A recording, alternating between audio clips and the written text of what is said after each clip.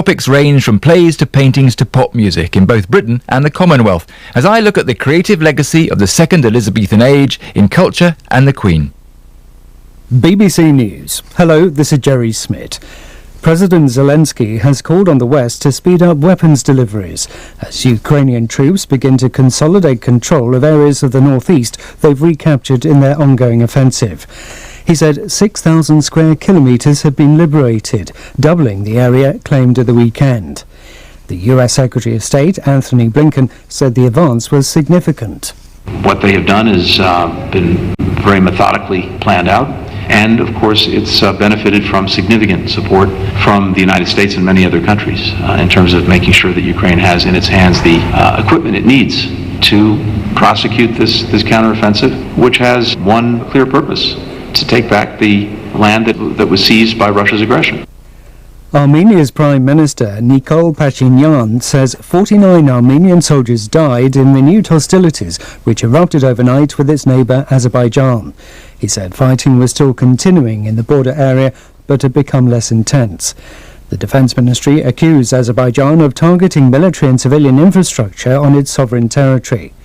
Azerbaijan called this nonsense. King Charles III and the Queen Consort will visit Northern Ireland today, as thousands of mourners continue to file past the coffin of Queen Elizabeth in the Scottish capital, Edinburgh. She'll be lying at rest in St Giles Cathedral until later today, when her body will be taken to London, where she'll lie in state from Wednesday. This woman was among the mourners in Edinburgh. It's very sombre, everyone is quiet, and everyone is just taking a moment to reflect on what the Queen meant for them, and we were lucky enough to see the changeover of the archers and the police, which I think was good for the children, that it wasn't just a fleeting moment past. A Yemeni man on pilgrimage in Saudi Arabia has been arrested for holding up a banner in the Grand Mosque of Mecca, saying he was praying for the soul of Queen Elizabeth. A video of the man displaying the banner, saying he was performing Umrah for the Queen, has been widely circulated on social media. Thousands of people are attending William Ruto's inauguration as Kenya's new president. 20 heads of state from across Africa are witnessing the transition at a stadium in Nairobi. Mr. Ruto will become Kenya's fifth president since independence. Here's Ansoi. William Ruto won the election at his first attempt, narrowly beating seasoned politician Raila Odinga, who disputed the outcome and disagreed with the Supreme Court's decision upholding it. The outgoing president, Uhuru Kenyatta, who had backed Mr. Odinga, held back acknowledging Mr. Ruto's win for nearly a month, but finally congratulated him on Monday. Mr. Ruto's immediate challenge will be to deal with the high cost of living, a debt-laden economy, and, politically, a deeply divided country. BBC News. Japan's Justice Minister says that a hotline set up to help people experiencing problems with a controversial religious group has been overwhelmed at times, receiving more than 1,000 calls in 5 days. The South Korea-based Unification Church came into the spotlight in Japan following the murder of the former Prime Minister Shinzo Abe. The Taliban in Afghanistan have rejected a UN report on the human rights situation in the country, calling it biased and far from reality. A spokesman for the group said Afghan women had been working in different departments and attending universities. He added that the rights of minorities were protected, and Taliban troops had prevented several attacks on their places of worship. Jean-Luc Godard, one of the most influential film directors and founder of the new wave of French cinema, has died. He was 91. Mike Saunders looks back at his life. Jean-Luc Godard was one of the founders of the new wave of French cinema that made a conscious effort to rip apart Hollywood conventions in the 1950s and 60s. He burst onto the world scene in 1960 with À bout de souffle, or Breathless, which he wrote with François Truffaut, another founder of the new wave. It's a black and white B-movie tale of a thug who goes on the run with his American girlfriend after shooting dead a policeman. It both shocked and exhilarated audiences with its radical editing technique of jumping between frames to speed the action, and its handheld camera work. Stylish and sexy, its star Jean-Paul Belmondo and Gene Seberg were at the vanguard of the burgeoning sexual revolution.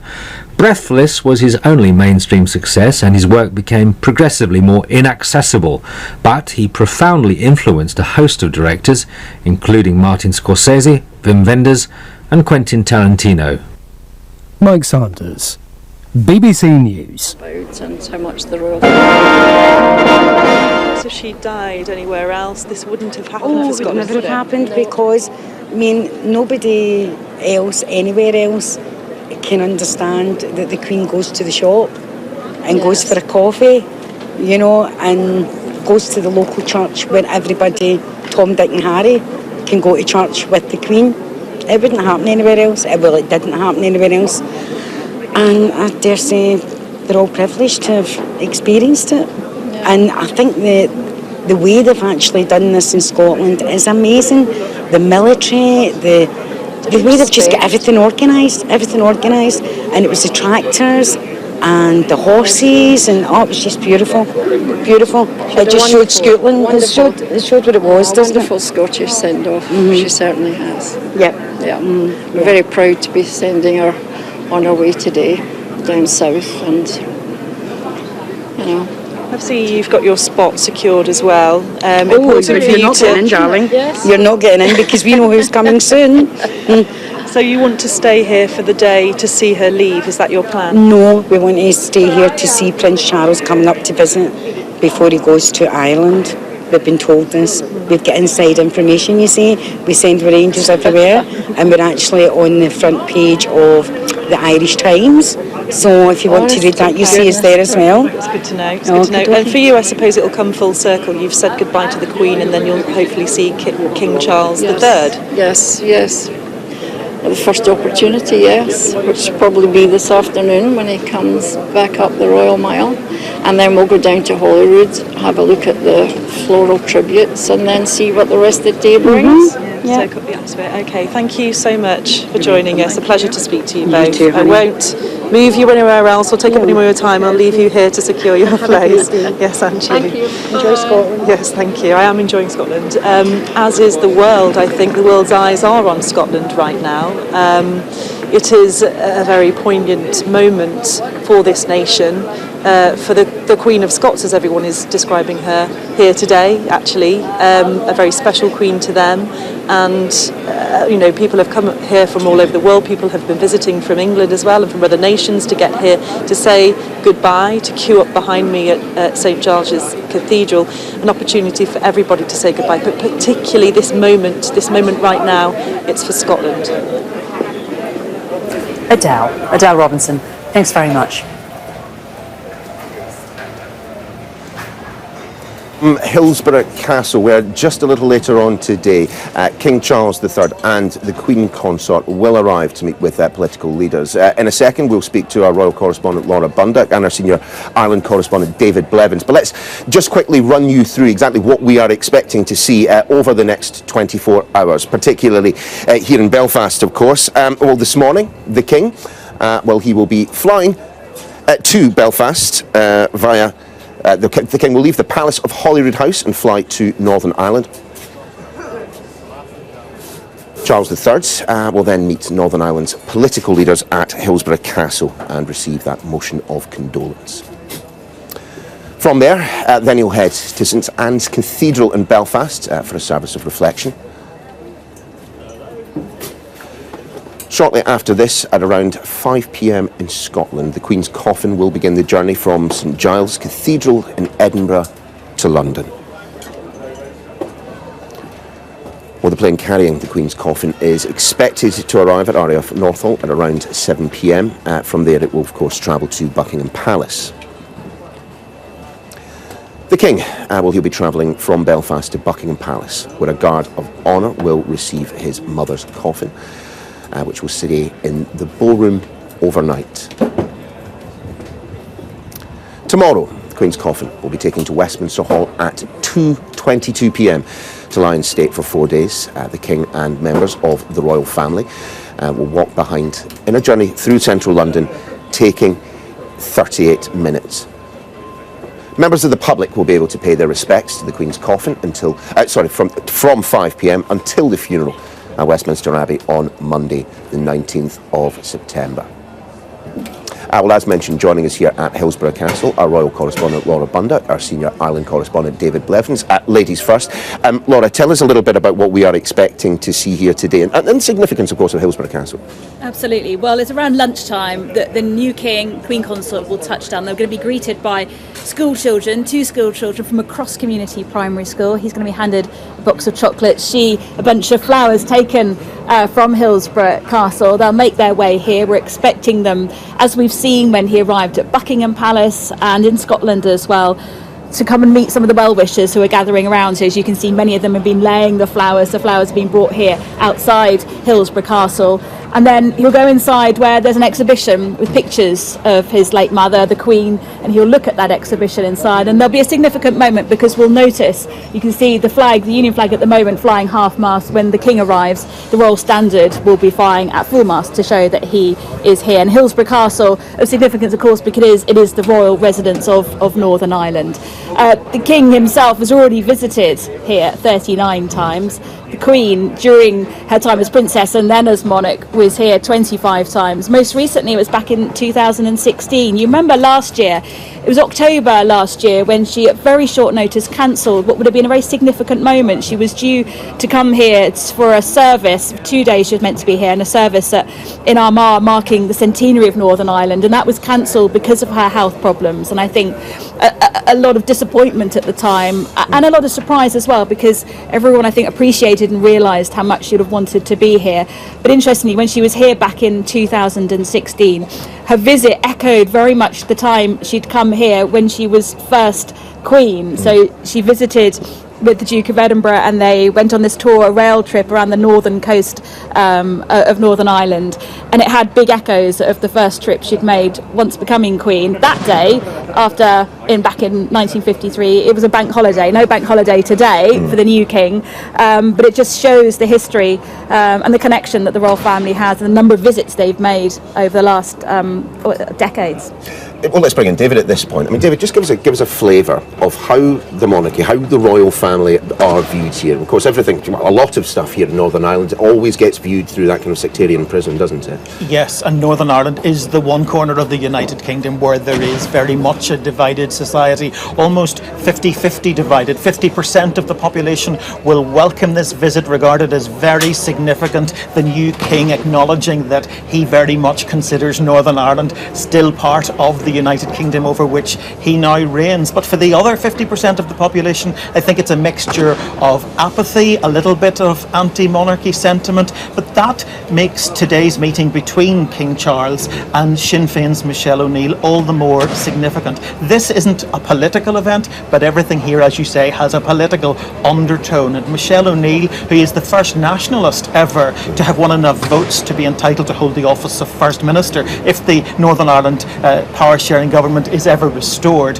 will come here to offer him her condolences alongside people like the DUP leader Sir Geoffrey Donaldson. This, of course, Hillsborough is his own Westminster constituency. And I think the path to that meeting today has been paved in many ways by the Queen's engagement in the peace process, reaching out her hand to Martin McGuinness, Sinn Féin's Deputy First Minister at the time, who was Michelle O'Neill's predecessor in that office, a former IRA commander, and even the King, having gone further, shaking the hand of Gerry Adams, who is the world's most recognisable Irish Republican. Significant moment. More from you two, of course, throughout the day, but let's reflect on what will be happening a little later. Well, this afternoon, the King, as previously advertised, will be heading to that service of remembrance at Belfast's St Anne's Cathedral. Let's pop down there, our Ireland correspondent Stephen Murphy, with the crowds outside St Anne's. Stephen, just give us a flavour of what's happening.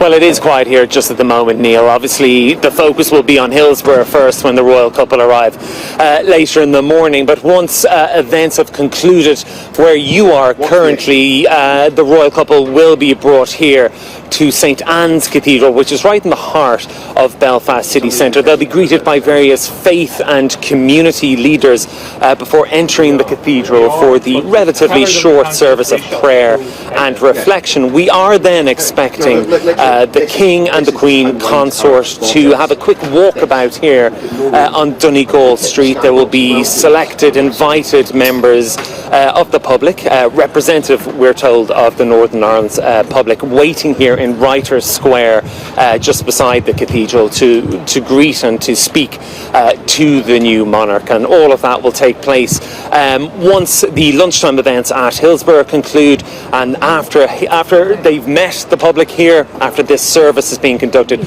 they will then head off to the airport to continue their journey. I think it's worth mentioning as well that we will see a strong cross-border element here, because a delegation from Dublin, including the Irish President Michael D. Higgins and the Irish Taoiseach or Prime Minister Micheál Martin, will be present here at the church. They regard the legacy of Queen Elizabeth II as a crucial step in normalising relations between the two islands, particularly with that 2011 state visit, when we saw Queen Elizabeth bow her head in recognition of the sacrifice of the Irish rebels, the rebels that fought against the crown. Hugely poignant and significant moments when she stood up at the state banquet in Dublin Castle and uttered those words, Uachtaráin agus a Carja, Irish for president and friends.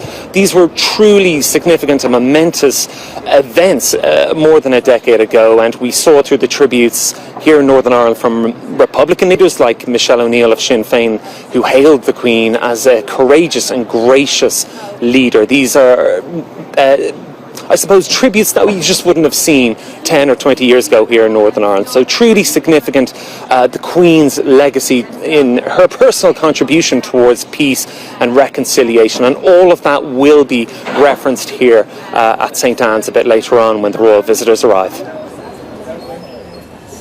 Stephen, thanks very much indeed. Well, as previously mentioned, King Charles III, well, he is due to meet representatives of Northern Ireland's political parties who, yesterday, paid tribute to the Queen and indeed her commitment to reconciliation. Our senior Ireland correspondent David Blevins has this report. First, though, a warning, it does contain flash photography.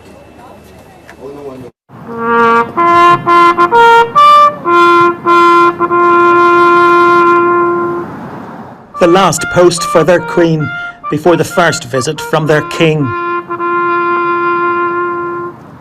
Northern Ireland's First Minister-designate, Sinn Féin's Michelle O'Neill, will offer the monarch her condolences. And that's gone down well on Shankill Road, where they don't come more loyal to the Crown. We were devastated when we heard of her passing, and I think the amount of flowers reflects how much she meant to us.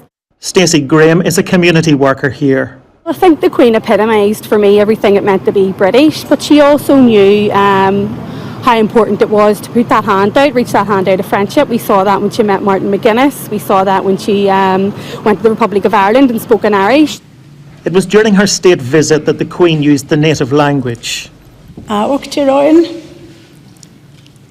agus a Carja.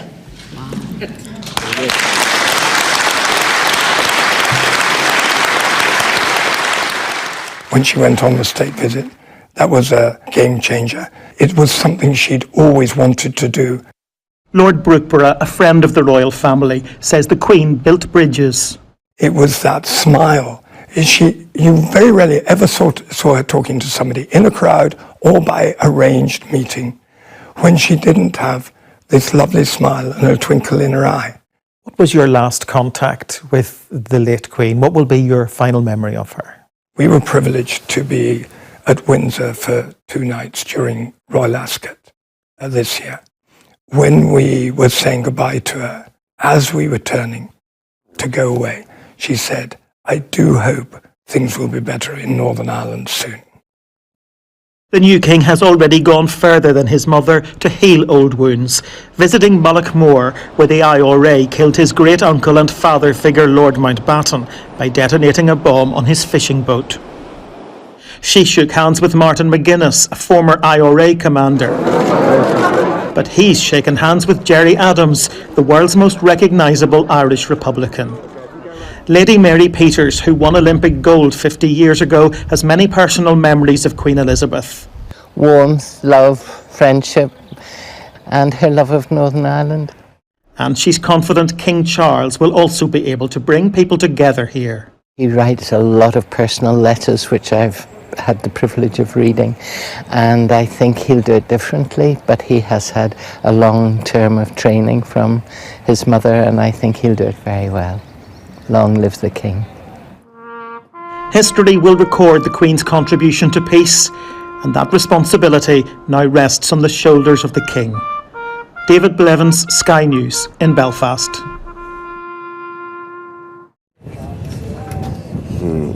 You don't really need to go too far into Belfast to see that the old divides do still exist in some form. Let's bring in David and Laura yet again. I mean, our taxi journey here this morning, and I'm sure Colin won't mind us mentioning it, reminded us that there are people for whom the days of the Troubles live long in their memory and will live with them till the day they die. So talk to us about the significance of Her Majesty the Queen shaking hands with someone so closely associated with those dark days. I think it is always important to remember, as I explained in my piece, that the Queen herself was a victim of the Northern Ireland Troubles when Lord Mountbatten was killed in that bombing in County Sligo back in 1979. So a huge decision for her to decide that she would endorse the peace process in many ways by stretching out her hand to someone like Martin McGuinness, a self-confessed former commander of the Provisional IRA. But the moment, which was huge in symbolism and political significance, came about at very short notice in the end, because Sinn Féin realised that they had made a mistake a year earlier. They did not engage in the Queen's historic state visit to the Republic of Ireland when she famously spoke in Irish, Uachtaráin agus a Cairde, which is President and Friends. So the pronunciation was absolutely spot on, I was told at the time, or close to it at least, yeah. She did very well. There is a wonderful story that has been circulating in the last few days about how the then President, Mary McAleese, who you see going wow in those shots, had phonetically written it on the back of a brown envelope, and someone now holds that brown envelope, which is a very precious memento. But because Sinn Féin had not participated in that event, they realised there was such a public response, a warmth towards the Queen in making the decision to become the first British monarch ever to set foot in an independent Ireland, that a year later then Martin McGuinness decided he would meet with her. Just on that related topic, and Michelle O'Neill, the First Minister, I mean, the words that she used about the Queen resonated with an awful lot of people. But again, I'm going to mention my taxi driver this morning, as we were discussing with him.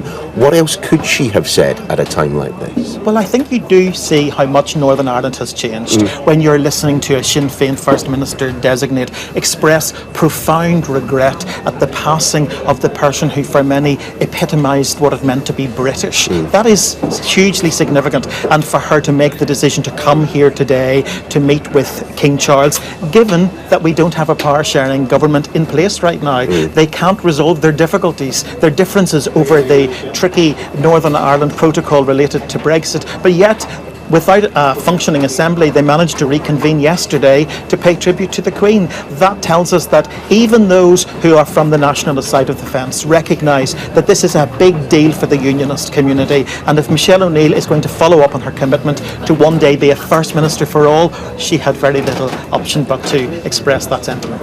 Laura, let's return to the theme of handshaking, because let's be fair, we've seen an awful lot of it over the past 4 days. Yesterday, when the King and Queen consort arrived at Holyrood Palace, there was an impromptu bout of handshaking, and we should probably expect to see a bit more of that today, shouldn't we? I think so. There has been a theme ever since Charles became king. The first thing he did upon arriving at Buckingham Palace in London, got out and started shaking hands with people. We saw it again in Edinburgh, didn't we?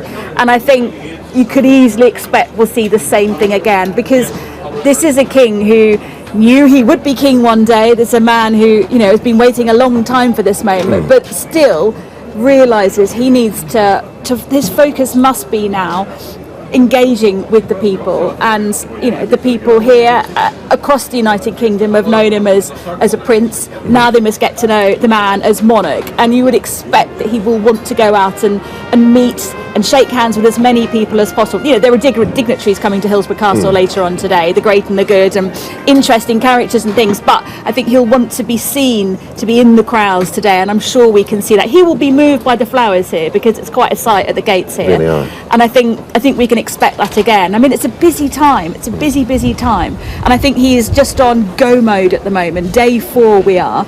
And I think for me, the moments that have struck me are when there have been a pause in all the pomp and procedures.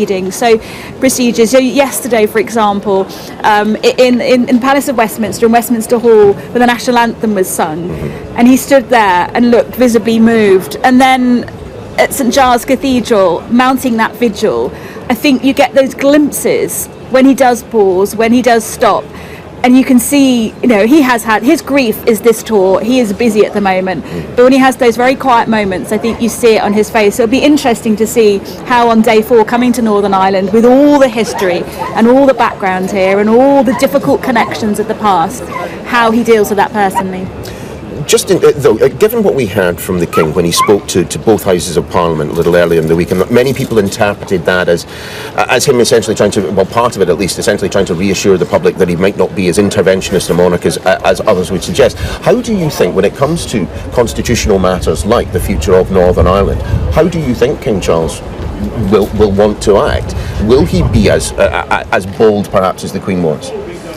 I think he will appreciate the sensitivities and the role that the Queen played with the soft power, her convening power, and I think he will have read all the messages from every side acknowledging that, and at this moment in particular I think probably take comfort from it that she was seen and is regarded in such high esteem as being the person, the steady person there, who didn't get involved and yet had a role to play and played the role and played a part. And I think he will be looking at his role, his part, and having to think about it. I mean, we know that as monarch he appreciates that the outspoken issues we've heard him talking about before, all that goes to the side now. He's made it very clear in that very first public address he made.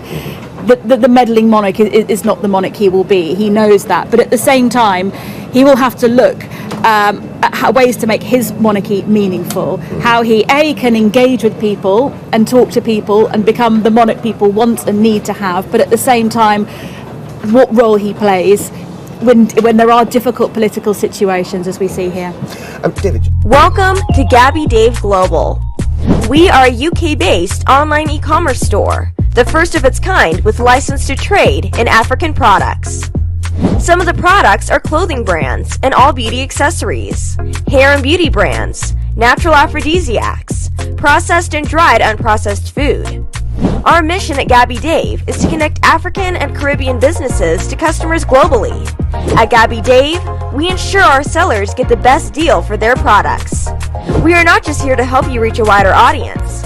We are also a distribution center to support business growth by fulfilling orders to your customers from our warehouse, making sure customers receive their products on time. We are inviting all Black-owned businesses to trade on our platform because we strongly believe Africans have a unique brand the customer would appreciate globally. So get in touch today and let us make your product and business go far. Here are some of the benefits of using Gabby Dave Global. User-friendly platform, track your shipment, online support, transparent process, multiple SKUs, multiple products, a platform that encourages manufacturers as well as traders. Our marketing and PR interventions amplifies yours. Organized products and categories for easy access and navigation. Access to global community, especially within UK and Europe.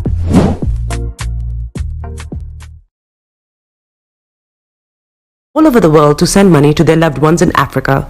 With SendWave, you can send money to Ghana, Nigeria, Kenya, Uganda, and Tanzania. And the best part is, SendWave is absolutely commission-free. Our exchange rates are excellent. You can see for yourself by checking them out on our website. So how do you use SendWave? SendWave is an app that you can download onto your phone from the App Store or Google Play Store. The app is free to download. After downloading it, just open the app and enter your name, email, and phone number. That's it. You're good to go. Make sure you use the promo code SR. S for Starr, R for Radio. This promo code will give you £5 free credit to send to Africa on your first transaction. Your money will be delivered to your recipient within seconds. Feel free to call me on 0749 7377 647 at any time. I'll be happy to tell you all about SendWave and help you in any way I can. Remember to use the promo code SR for £5 free credit. Medasse. Hi everyone, it's your girl BB Clement, the author of How to Go From Employee to Entrepreneur and the host of your weekly business show, BB Means Business, the show where we discuss everything you ever wanted to know about business but you were afraid to ask. How do I start my business? How do I raise the finance? How do I grow my business? Where am I going to find my customers? Join me every Tuesday at 1:30 p.m. on Starr Radio UK to get all the information and tips that you need to become a successful entrepreneur and become financially free. Remember, don't let life dictate to you. Rather, put your signature on life.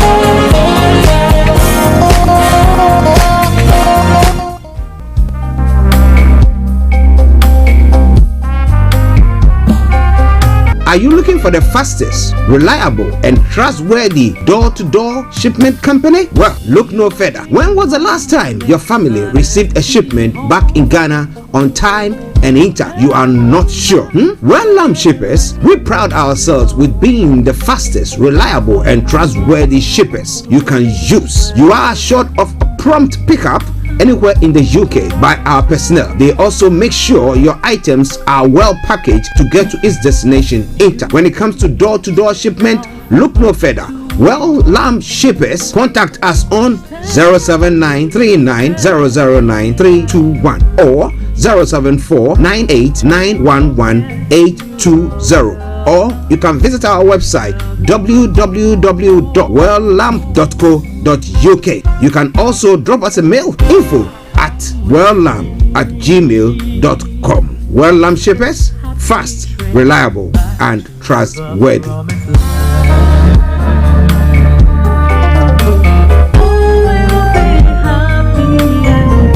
Getting onto the property ladder has never been easy until now. Join us this and every Thursday from 7 p.m. to 8:30 p.m. live on the Property Hour Show on Starr Radio UK, where we talk to mortgage brokers, property developers, estate agents, landlord, tenant, property consultants on how to invest or get into the property business and make money. You can't afford to miss this. The Property Hour Show is your best source into the property industry.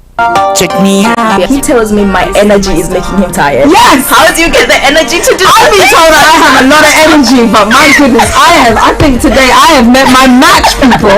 I have met my match, Miss Suzanne. Wow, amazing.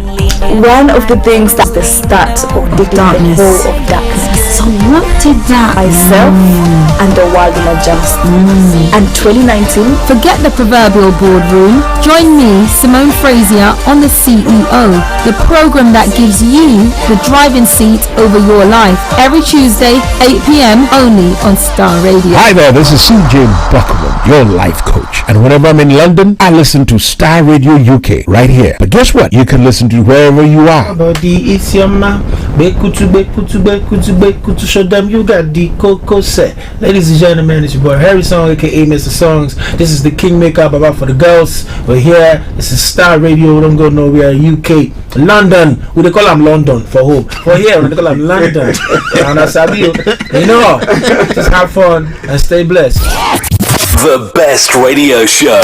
Broadcasting worldwide, online 24/7. All around the world. In your car. At work. At home. On your smartphone. This is Starr Radio UK. Are you ready to turn it up? 10, 9, 8, 7, 6, 5, 4, 3, 2, 1.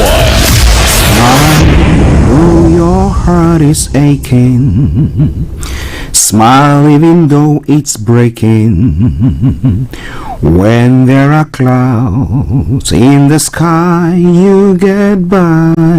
If you smile through your fear and sorrow, smile and maybe tomorrow you find that life is still worthwhile if you just smile. Hey, this is Archie and you are listening to Starr Radio UK and the Morning Show.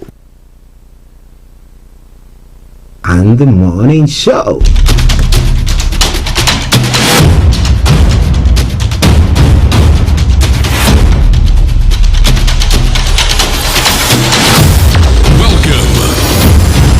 This is Starr Radio. This is UK. Starr Radio UK. This is Starr Radio UK.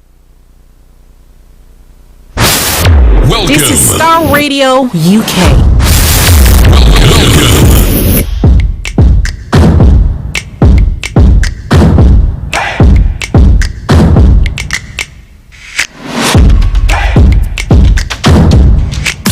Broadcasting worldwide. worldwide, online 24/7.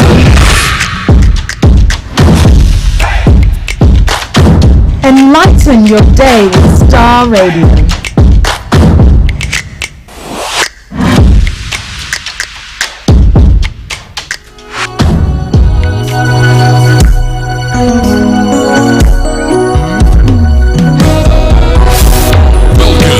This is Starr Radio UK. All around the world. Broadcasting worldwide, online 24/7.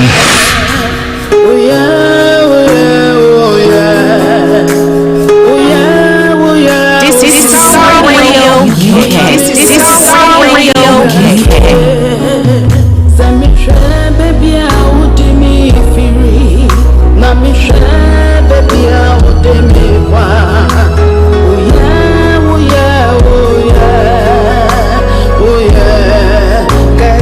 Okay, let me say massive good morning, good afternoon, good evening, good dawn to you, wherever you might be on planet Earth, and those of you on other planets as well. I want to say welcome to Earth and welcome to Starr Radio UK, your favorite African and Caribbean radio station in London. Today is the 13th day of September, the year 2022, with the time now exactly at 10:37, and it is the Tuesday edition of the morning show. Let me say good morning to my team. Mr. Olayomi, Mr. Frank Davis, and my able producer, Mr. Francis Guy. And a special good morning also goes to Felix all the way in Aberdeen, Mr. Kofi Ali Abdul Yakin. Good morning to you guys. To Amaya Jirgene, all the way in Niger. Good morning to you. Anthony Adedeji in the US, Aziz in the US, Miss Gold in UAE, and all you wonderful people who tune in each day to listen to us. Bishop Adeshina, good morning to you. And once again, welcome to Starr Radio UK and the Tuesday edition of the morning show. Let me say good morning to Mohammed Yassin. And to James Michael. He says good afternoon. James Michael, where are you listening to us from? So let me say good afternoon to you on that front then. But from here in the UK, good morning. James Bukola, good morning to you as well.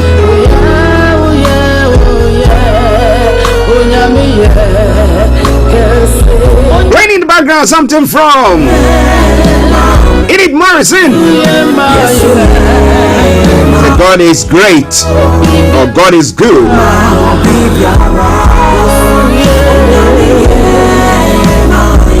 Alright, let's crack on. Yes, on the Tuesday edition, this is how the program goes.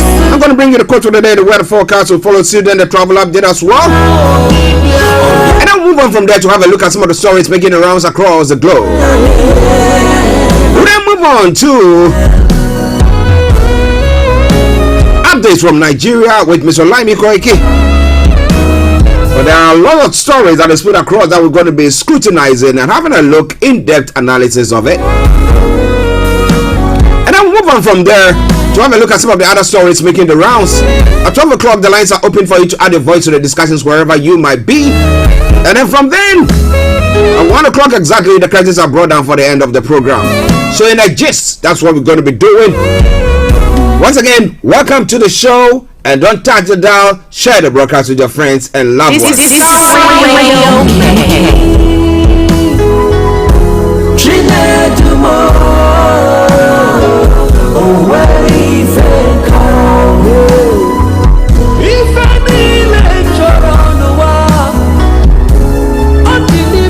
Okay, let's move on straight. Let's look at the weather front. What is happening on the weather front? I'm going to bring the quote for the day before then, though.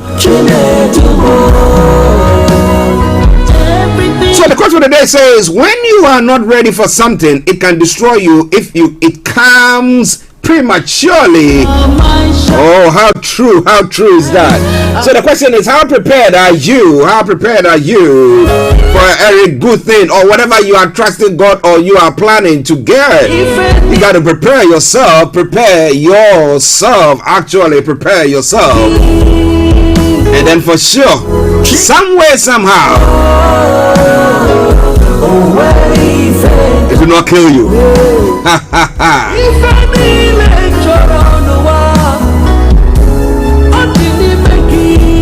Starr Radio UK.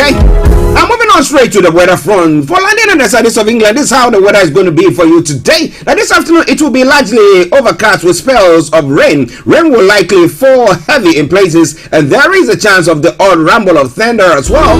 Tonight, thick cloud and spells of rain will linger during the early hours. Rain looks to become rather heavy and persistent in places, with a few rumbles of thunder becoming increasingly likely. Temperature 21 degrees, otherwise it's going to be 15 degrees. UV level is going to be low, pollution is going to be low. Sunset 19:21 and sunrise for tomorrow morning 06:32 hours.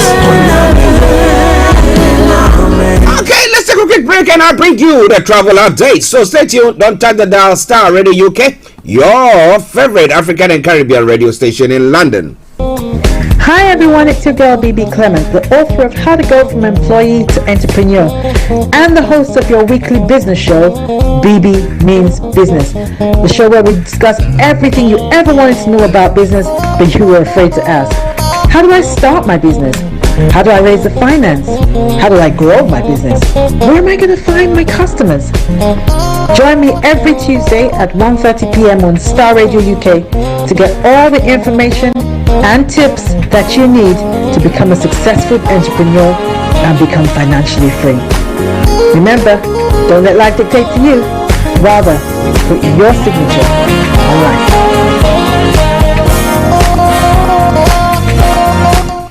Okay, welcome back on the travel updates for you today. Keep your eyes on the roads.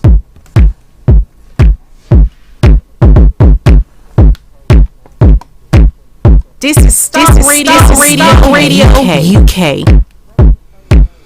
Okay, as I was saying, keep your eyes on the roads, keep your eyes on the roads. So keep it navigated. I promise I'll be on the Starr Radio travel update comes your way every weekday from 10:40. It's not 10:43, so what's happening on your travels? You might not be here in the UK, but you can share with us. Yes, we are a worldwide radio station, and therefore we can, whatever information that you put across will be very helpful for others. Okay, move on straight to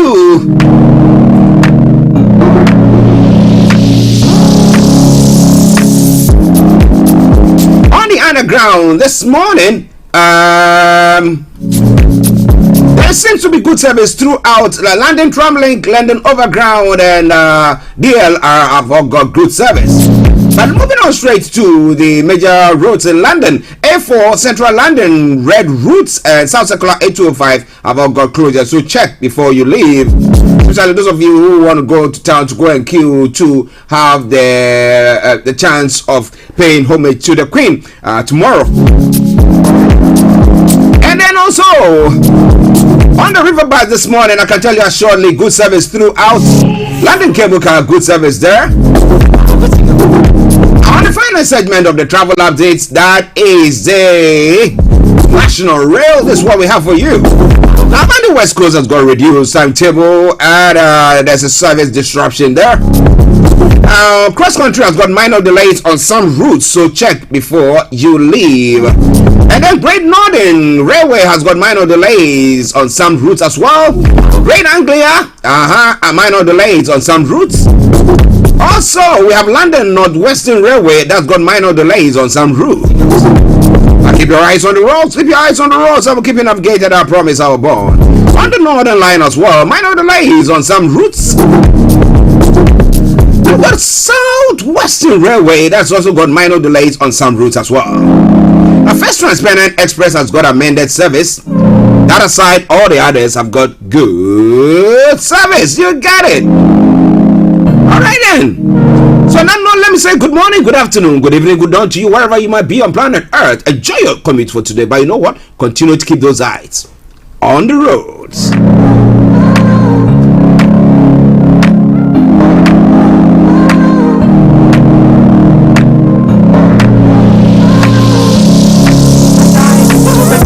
Sendwave. Sendwave is a money transfer app that is used by people all over the world to send money to their loved ones in Africa.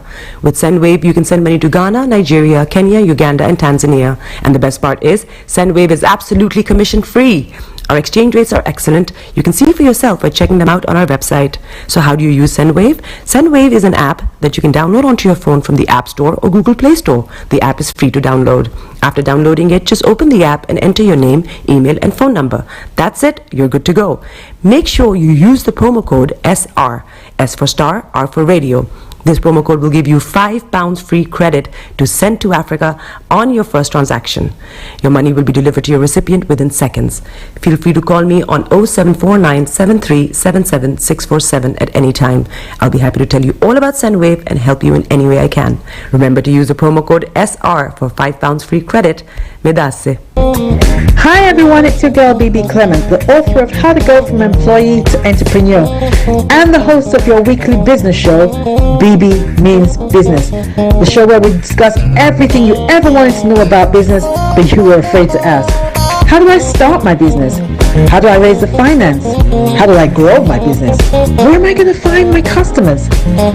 Join me every Tuesday at 1:30 p.m. on Starr Radio UK to get all the information and tips that you need to become a successful entrepreneur and become financially free. Remember, don't let life dictate to you. Rather, put your signature on life.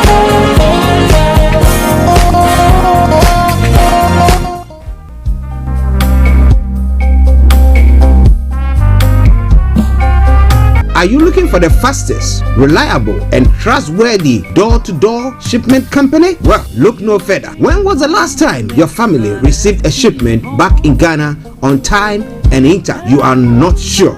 Well, shippers, we pride ourselves with being the fastest, reliable, and trustworthy shippers you can use. You are assured of a prompt pickup anywhere in the UK by our personnel. They also make sure your items are well packaged to get to its destination in time. When it comes to door-to-door shipment, look no further.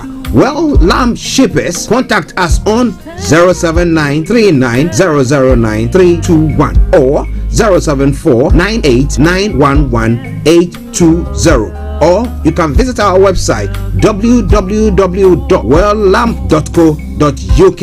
You can also drop us a mail, info@welllamp@gmail.com. Well Lamp Shippers, fast, reliable, and trustworthy.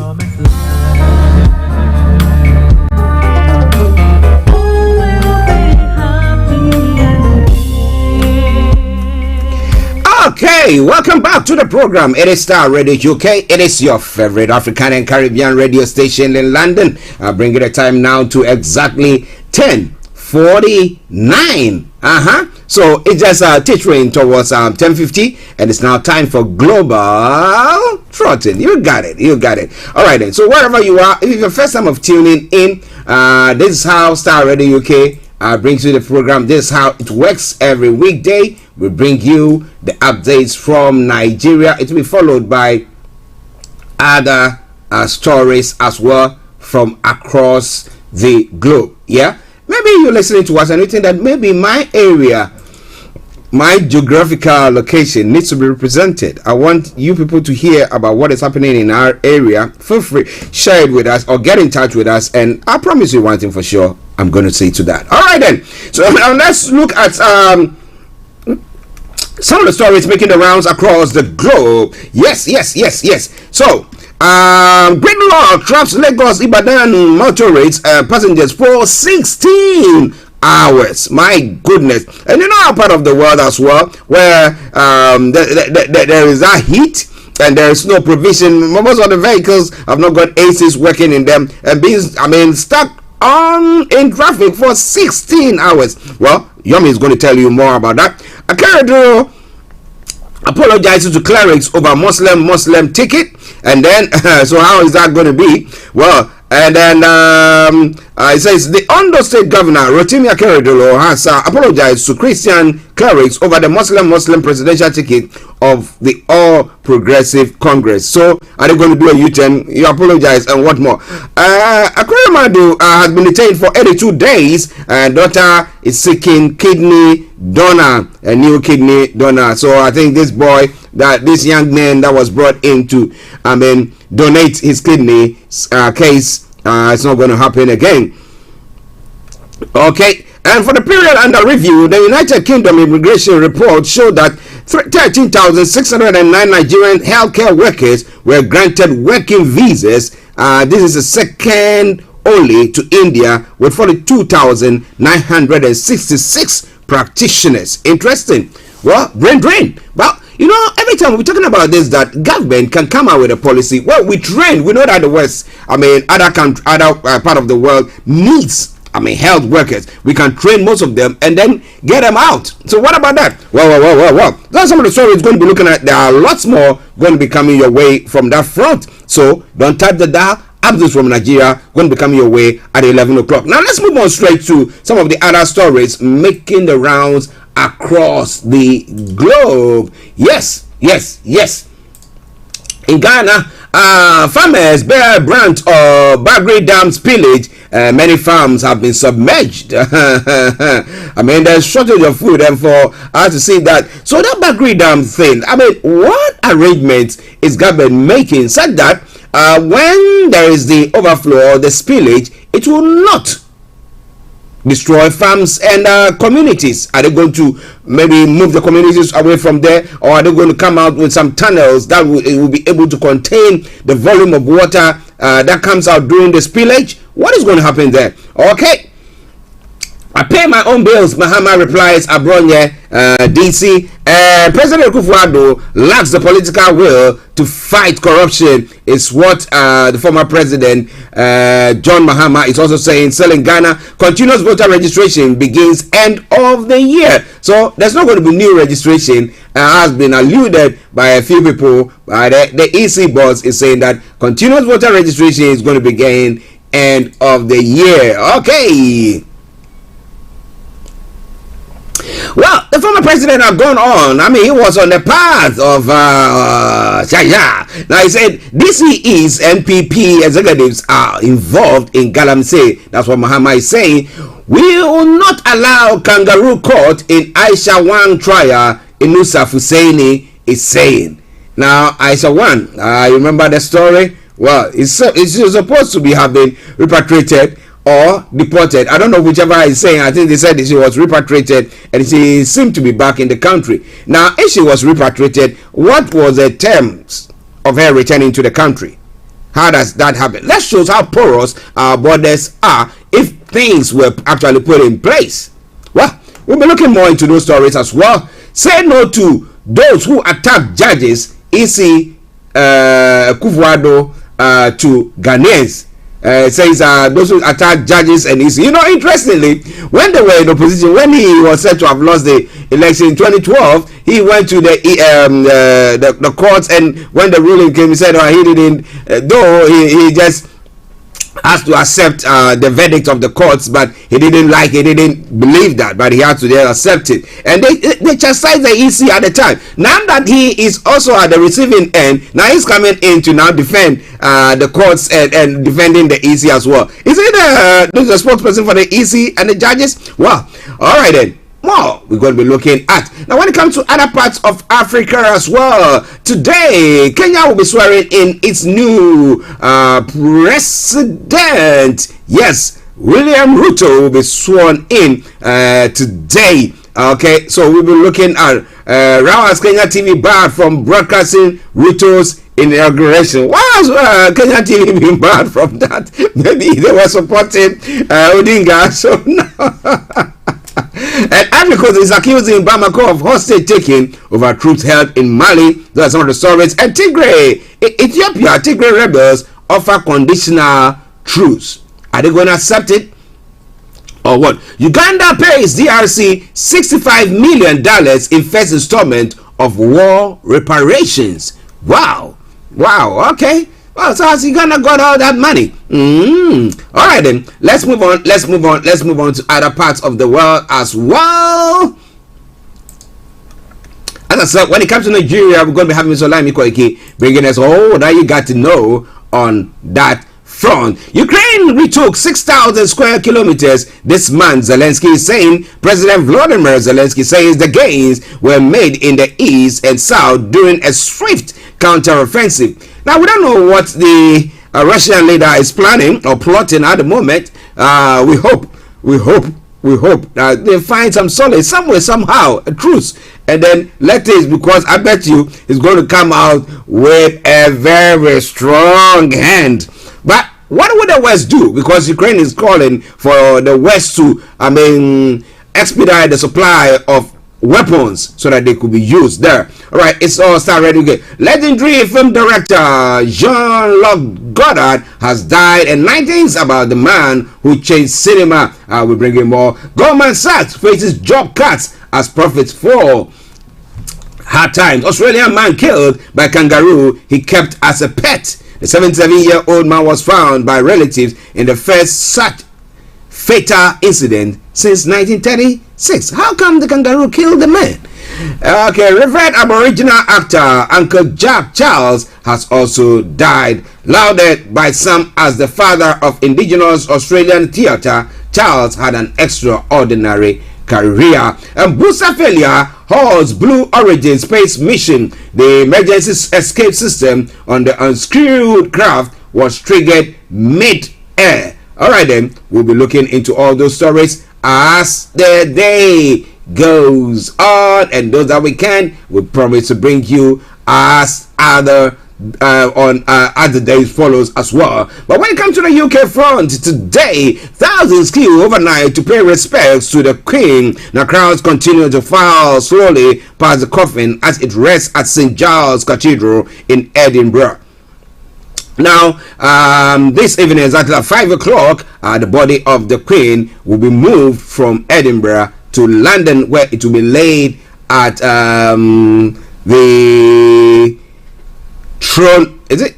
No, the ballroom at Buckingham Palace. Now, King Charles is to visit Northern Ireland for first time as king. He will meet Stormont party leaders and receive a message of condolence from the assembly. But well, in Northern Ireland, we have a split, 50-50 against, and those against, there might be some people who sympathize with what is going on. So maybe, but we'll be following it very, very closely. Night trains planned for mourners headed to London, and arrest of protesters prompt free speech row. Campaigners criticize police action at event to mark King Charles the Third's ascension to the throne. Well, some people who are Republicans, some people who have converted to be Republicans now are saying that no, they don't allow that, they don't want to see that, they want to make their voices. But you know, there's an account adage that says, if you go to someone's funeral with a thump like that, that means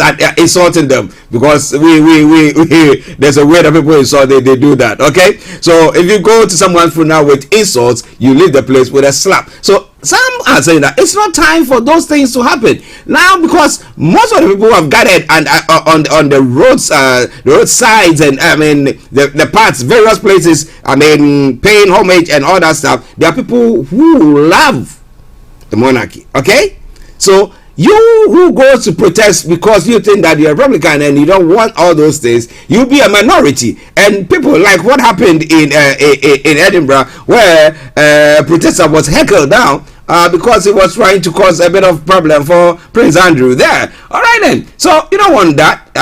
If you go to a funeral with that, you leave the funeral place with some slaps and some beatings. You don't want that. Okay then, but a lot more we're going to be looking at in the next few moments. Enjoy this song from Pastor Theodora Boache and Sa, and she says, "It is well, it is well, it is well." Stay tuned.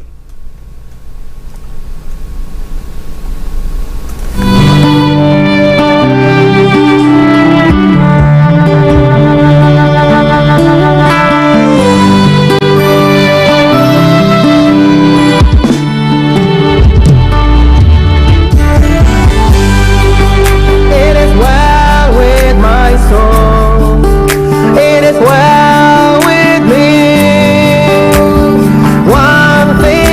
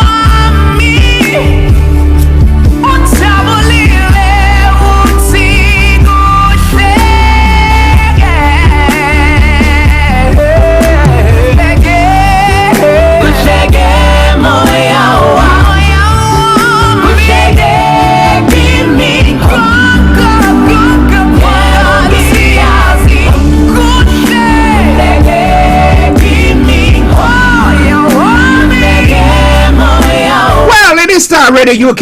It is your favorite African and Caribbean radio station in London. 4 minutes past the top of the hour at the time. The morning show, the program. And I can say that I've got a white lion this morning. So let me cross over to him and let me say massive good morning to you, Yomi.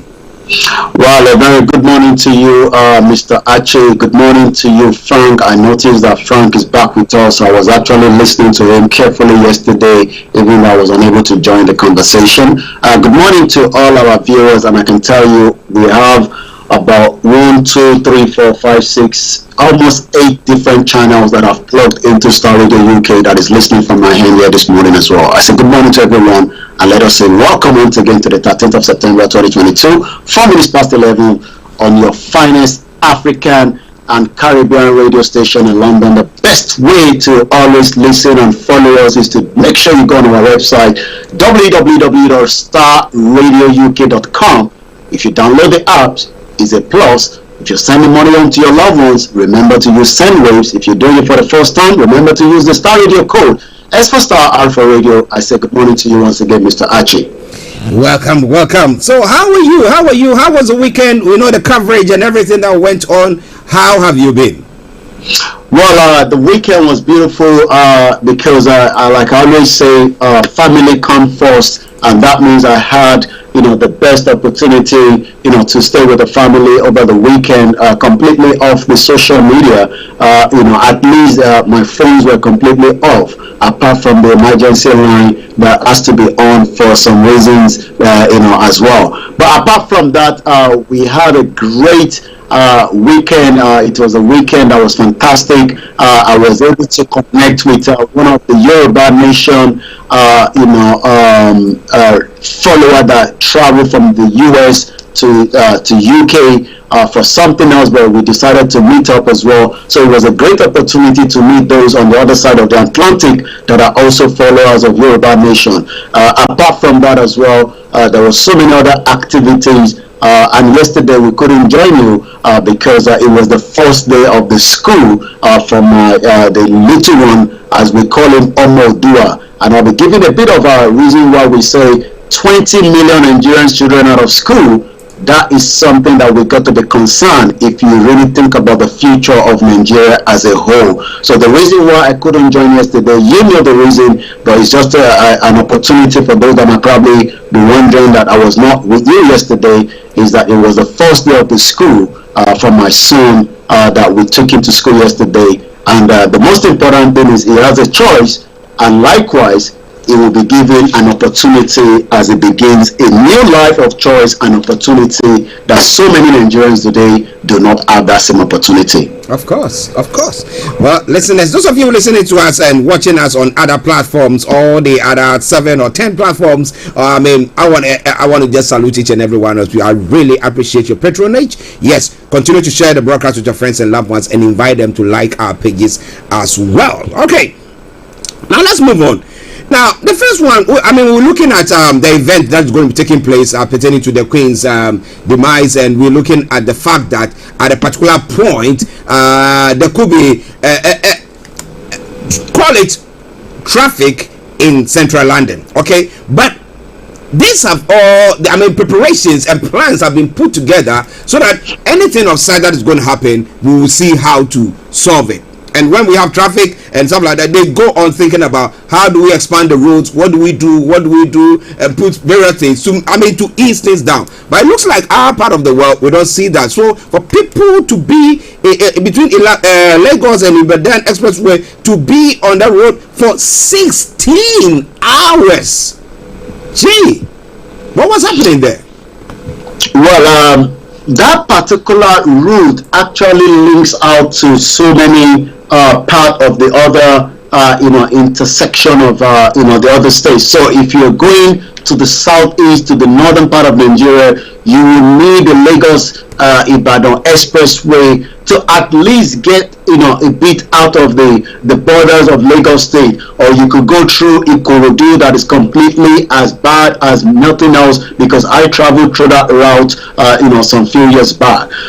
This particular project of expanding the road and making it drivable for so many Nigerians is something that has been going on for 16 years, and you will wonder that even if, and I use the word 16 years, you've just talked about 16 hours on the road, I would have been able to travel from London to Glasgow, settle down in my hotel, and probably switch on the Star Radio UK to enjoy the morning show. That's if I have to travel overnight. It would even be shorter journey. I did that journey last year when I paid a visit to Edinburgh, to Glasgow, to visit a friend there, and I traveled overnight, and I think it was less than 10 hours. So that means if I was meant to travel even on the daytime during the peak hour, I would not have used 16 hours. You are quite right. The headline that is coming says, "Gridlock traps Lagos Ibadan motorist passenger for 16 good hours." It's about 8 hours if you're going on the Virgin Atlantic or the British Airways to Nigeria today. That means anyone that is traveling will probably arrive, and if you have the choice and the money, you can return back on the next flight, and you will be back in London while Nigerians are still stuck on the road. What could they be doing on the road? What could be the reason why, as we say, travelers between Lagos Ibadan Expressway yesterday experienced a traffic gridlock on the Magboro Beggar section of the road, with some lamenting that they spent almost 16 hours. We know that Julius Berger Construction Company was conducting repairs on various parts of the road. However, the traffic yesterday, they will say, "Oh Gaju, it is much more than expected." He said the traffic was Ogaju. Now, if you are listening to us, it is Star Radio UK. I hope that you're not stuck in traffic. That's why when we bring you the travel updates, I tell you that if you have any information pertaining to what is happening in your area, it doesn't matter that you're not in London or you're not in the US. I mean, we want to share so that if people will not get themselves stuck in that traffic. So what has maybe the transport minister or any of them who sees to that, or the roads minister, said about it? Are they going to, do they have anything in plans in place to, expand the roads network or do something to ease the traffic? What is going to happen there? Well, that is the whole idea, was to expand the road. There's an expansion going on. It's just that it is creating more problem and it is taking longer. It's been going for 16 years, like I said, to get that road fixed, and then make it more motorable, and also to reduce, the problem. But one thing is, it seems, those that will probably enjoy, such a bad road are those Nigerians, the children, the adults, everybody trying to survive on that high road, selling pure water, selling gala that doesn't have any meat anymore, as we know, back in the days, selling whatever is sellable, and probably those that will probably go on the Okada. That means you then have to pay a little bit more for that. And what is the government actually doing is the question. The public relation officer of Ogun State FRC, Florence Okpa, said the narrowing of the road also compounded to the traffic. But you will expect that even if a road network is being built, you must also not make life miserable for those that are going to continue to use it while the road will be finished. But corruption and lack of the competence of the government have meant that 16 years we are still trying to fix the road. Listeners, updates from Nigeria coming your way from Star Radio. Okay, Mr. Olayomi working at North London Studios. I'm actually here in the South Studios. Okay, so now let's move on straight. Akeredolu apologizes to clerics over Muslim ticket. Now, if you apologize to cleric that because of the Muslim ticket, so we are sorry about that. That doesn't go far enough. So are they changing their candidates? Are they going to make it a Muslim, Christian, or Muslim, whatever faith, other faith? Is that what they're going to be doing? Well, not literally so. There's been a lot of pressure on the APC, for choosing a Muslim ticket. Nigeria already is so much divided, when we look at, Nigeria as a whole. And then, going into an election, in 2023, that's if an election will hold, because there's a lot of indices that election might not hold, but we will still continue to say that's if the election will hold. The question then is, Akeredolu is the sitting governor from the southwest of Nigeria, which is part of the Yoruba, as you might want to call it, of today, is a sitting governor, is actually now saying that, has apologized to the Christian clerics for Muslim presidential ticket of the All Progressive Congress. I'm not sure why, is apologizing and for what reasons, but I'm sure, the chief secretary to the governor, Mr. Richard Oluwatunde, yesterday knows better. According to the statement, the chairman of the Southern Governor Forum spoke on Sunday at the 40th Holy Ghost Convention dinner of the Sword of the Spirit Ministry that was held at the International Conference Center at the University of Ibadan. The governor, Inga, is called for understanding on the need for power to return to the southern part of the country after 8 years. Let me give an example. This whole idea that power is returning to southwest is just one gimmick that has been put and portrayed, especially for those of us that believe that it is just an idea that is not going to work. And I'll give the reason why.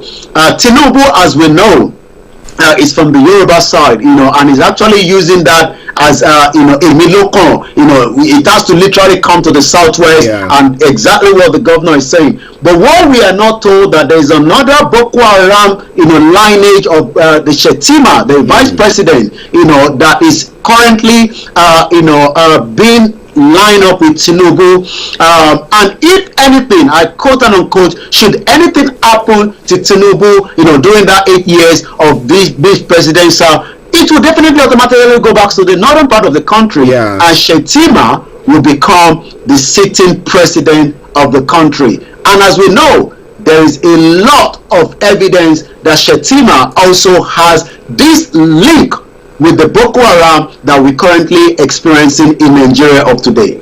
Interestingly, sometime last week, there was a comment that was made by the daughter. It's alleged, but later I think there was a denial or something of one of the I've forgotten who the person was, but was saying that there's a plot that when they go for the election, and as you were saying, and Tinubu happens to win that election, I mean, just a matter of time, and they will just get rid of him because of his ill health. I mean, somewhere, whether he dies or whatever. And then, like you're quite right, and that is a concern that we have to always put out there. This narrative that it has to come to the south. I mean, the question is, even if Tinubu complete the 8 years, then what then happen again? The northerners will want it back, the Southeast will want it back, and this disunity will continue to continue as much as we are.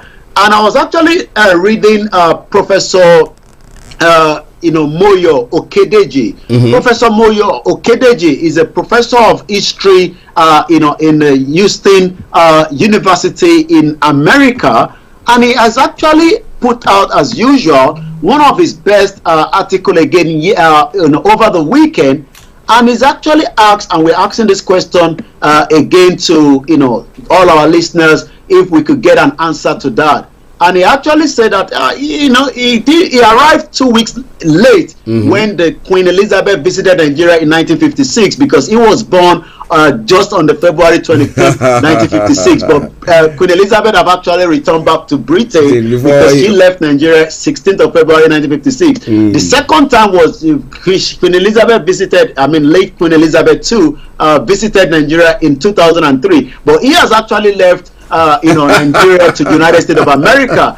But he has a question for her, or probably maybe our King Charles III. And the question which I'm just trying is, the most important question is asking is, who gave the British the audacity to force together numerous peoples who never saw eye to eye into one entity which they named Nigeria?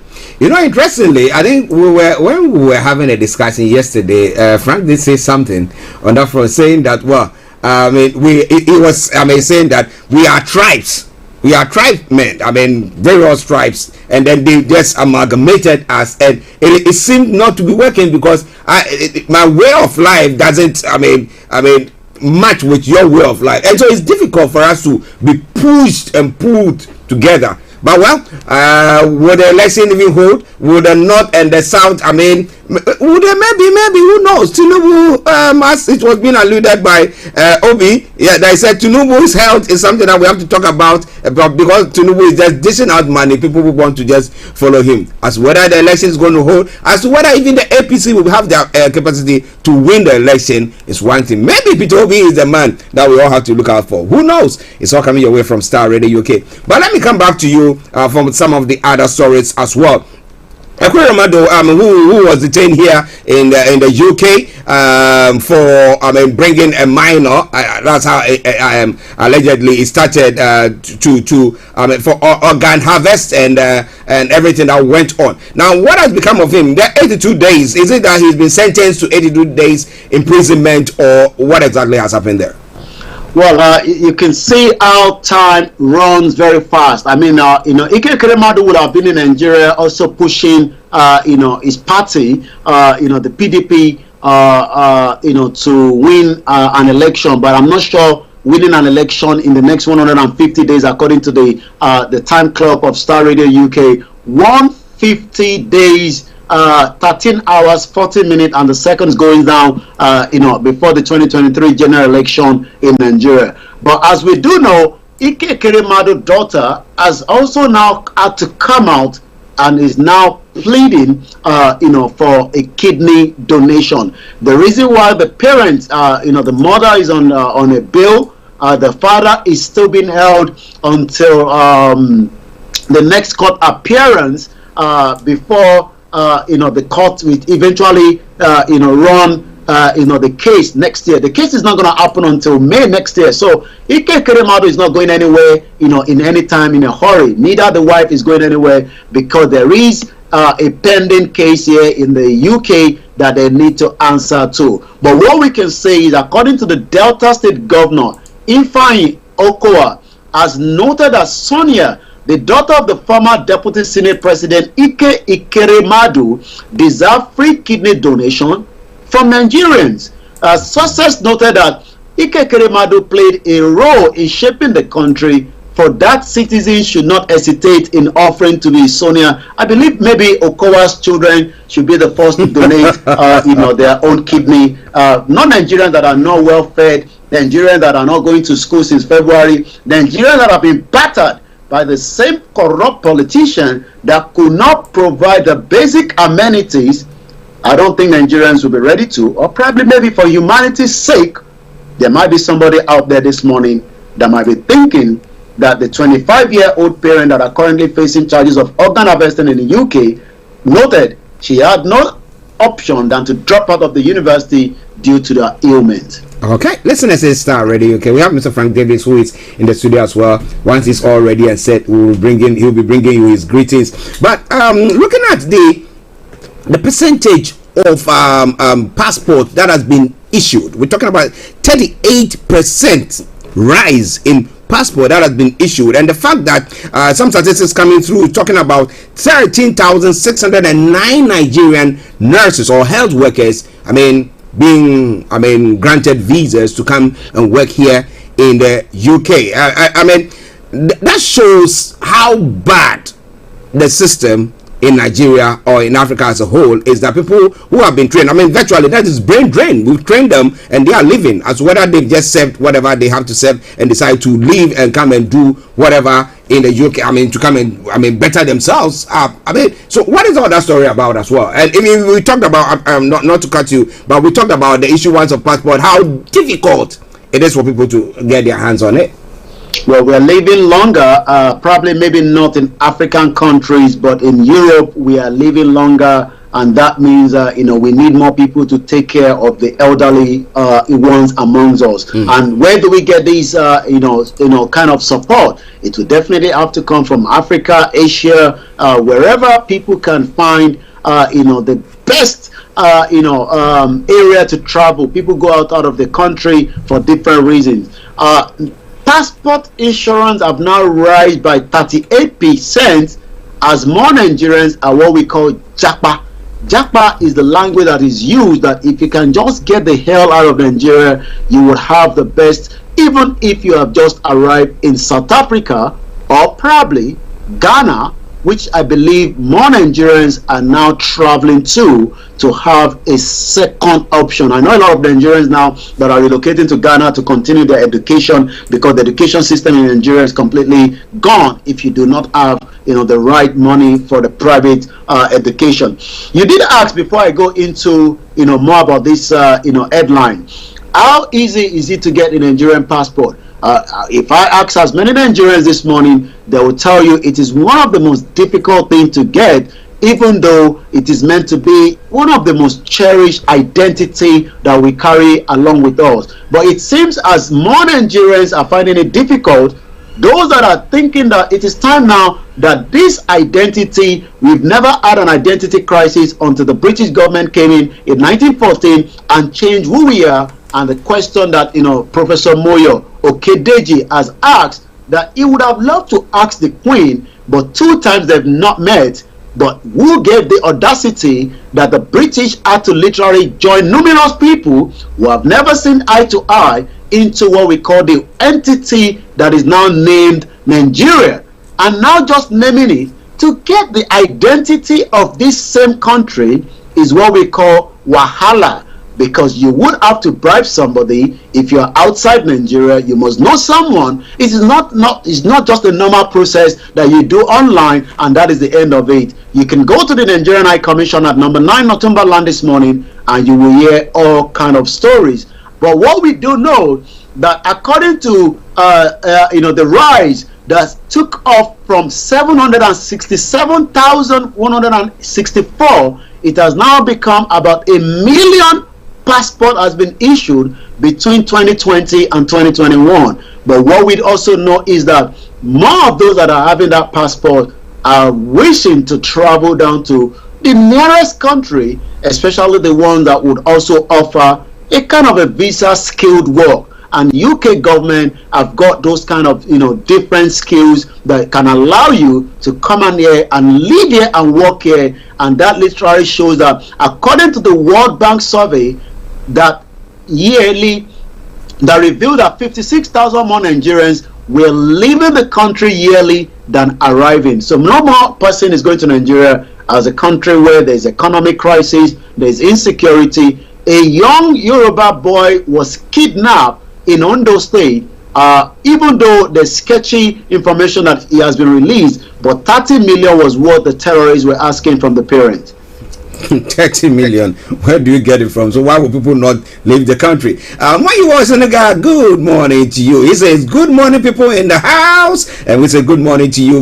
I hope you are doing very, very well. Yes, here on your screens at the moment, Mr. Frank Davis there as well. Frank, good morning to you. Good morning and good morning to our listeners. Olayomi, good morning to you. How are you? It's good to see you back. I was actually following you yesterday, and it's good to see you back, and I hope you brought the sunshine with you back to it, on your way back. And I hope you didn't leave it at the airport, because sometimes you could be taxed to release that at the airport. It's true. Sometimes you'll be taxed when you're at the airport, and then you have to leave the stuff there. But okay, before I come to you again, Moyo, the people are going for direct or indirect modern slavery, and Yoruba nation is the way out. I mean, we've talked about that several times. We talked about the fact that this gentleman who spoke was saying, who gave the British the authority to amalgamate, to put various tribes together. But Frank, let me come to you straight. I mean, we're looking at issuing of passport that's raising up to about 38%. Right. Now we're looking at people who the British government has granted visa to come here as health workers, about 13,000. I mean, looking at the statistics, the only country that has got more is India, that's got about 40,000, followed by Nigeria, 13,000. Now, back in the time, we've talked about the fact that if we could make money from that. Well, we know that there's a demand for that particular skill. So why don't we train? We have Ghana, we have some nurses who have been trained and they don't have no hospital to be working in. They cannot even get. So if I mean, the opportunity is there. People are living. You cannot blame them. But what do we do to actually, benefit from this? Actually, again, thank you. Throughout generation, the black man and our kind seems to have mixed the opportunity to take advantage of gold when it's there to harvest it. I am not a fan of brain drain. Someone will point a finger at me as one of such brains that have got stuck or are in the UK instead of going back to my country. I am not a fan of it. Neither do I want to prevent people from experiencing what it is and how it feels to be outside and to basically work. Actually, for if not for anything, it helps refine and shape your way you do things. Of course. In terms of time, keeping to time, a bit of morals and ethics at workplace. I think it's an exposure that we all have to learn. And I would even wish that there's an arrangement that will ship people out of the country, a mandatory year, probably a year service, like the way we do national service. If you can go and learn and then come back. Hoping that when we come back, we do not go back to our old ways, but are able to learn. We have to unlearn some things and then learn new things. That's what sometimes it surprises us when people who go back home after staying abroad go to find themselves as the worst culprit or perpetrating certain crimes that should not be made. So that said, actually, I think getting a passport, for me, I'll urge every Nigerian, every Ghanaian, every African, if they can, to get a passport, because you never know when opportunity will come. I've witnessed cases where at workplace they come an opportunity, who has a passport, there's an opportunity. There's an opportunity. So at the end of the day, I'll urge each and every one to get a passport. Once it's revenue generation for the state as well, and the government will be able to make a bit of money through that as well. When it comes to the substantive issue of shipping people out, as we speak now, the British, knowing that their what they call it, healthcare system, care system is going down, the number of workers we short. They've now come with a different system, frontline worker visa. As we speak now, there are people who are flying, touching down from Ghana. You only have an agency recruiting social workers into this country. They are coming in their droves. Are you getting? You're not going to be able to stop them. Ghana did something with Barbados. Ghana sent certain nurses to Barbados to help their health system. I do not know the details of the kind of arrangement. Ghana has a very good relationship with Barbados. So I don't know whether it was just a friendly handshake or there was a bit of financial arrangement to it. Look, we have a commodity. We have people ready to buy it. Let's look at each and every one of us as a commodity. I was at Pentecost University the other time, and after the conversation, it got to a point where we needed to discuss students as goods, as commodities, where we now look at them. What price tag you put on a student today? What kind of value do you add to that student? What kind of value do you add to the kind of certificates, degrees that they get when they get out of that university? Their market value, they call market premium, goes up. And that was when we were discussing trying to link them up to this Cisco certified to be able to ensure that at least half of the students, whether they are engineers, nurses, or who graduate from Penvas in Ghana, who have a certificate certified by Cisco. Are you getting to add market value? And again, I mean, by say other Google and others, so that they add, their premium goes up in the marketplace. So as a country, we now have to begin, or we have to start looking at people as commodities to some extent. I'm not saying derogatory when it comes to some of these diplomatic stuff. In Ghana, we have about 3 batches of nurses who have completed. Recently, what they call interviews for intakes were delayed because they've not even posted people. They should be going to school by now, and we don't know when they're going to go to school. Government is struggling to finance. Can we come out with agreements? Cuba workers, if nothing at all, doctors have told us that Cuba can ship doctors to different countries to work for certain periods and go back. China does same. Even prisoners are shipped into countries to work.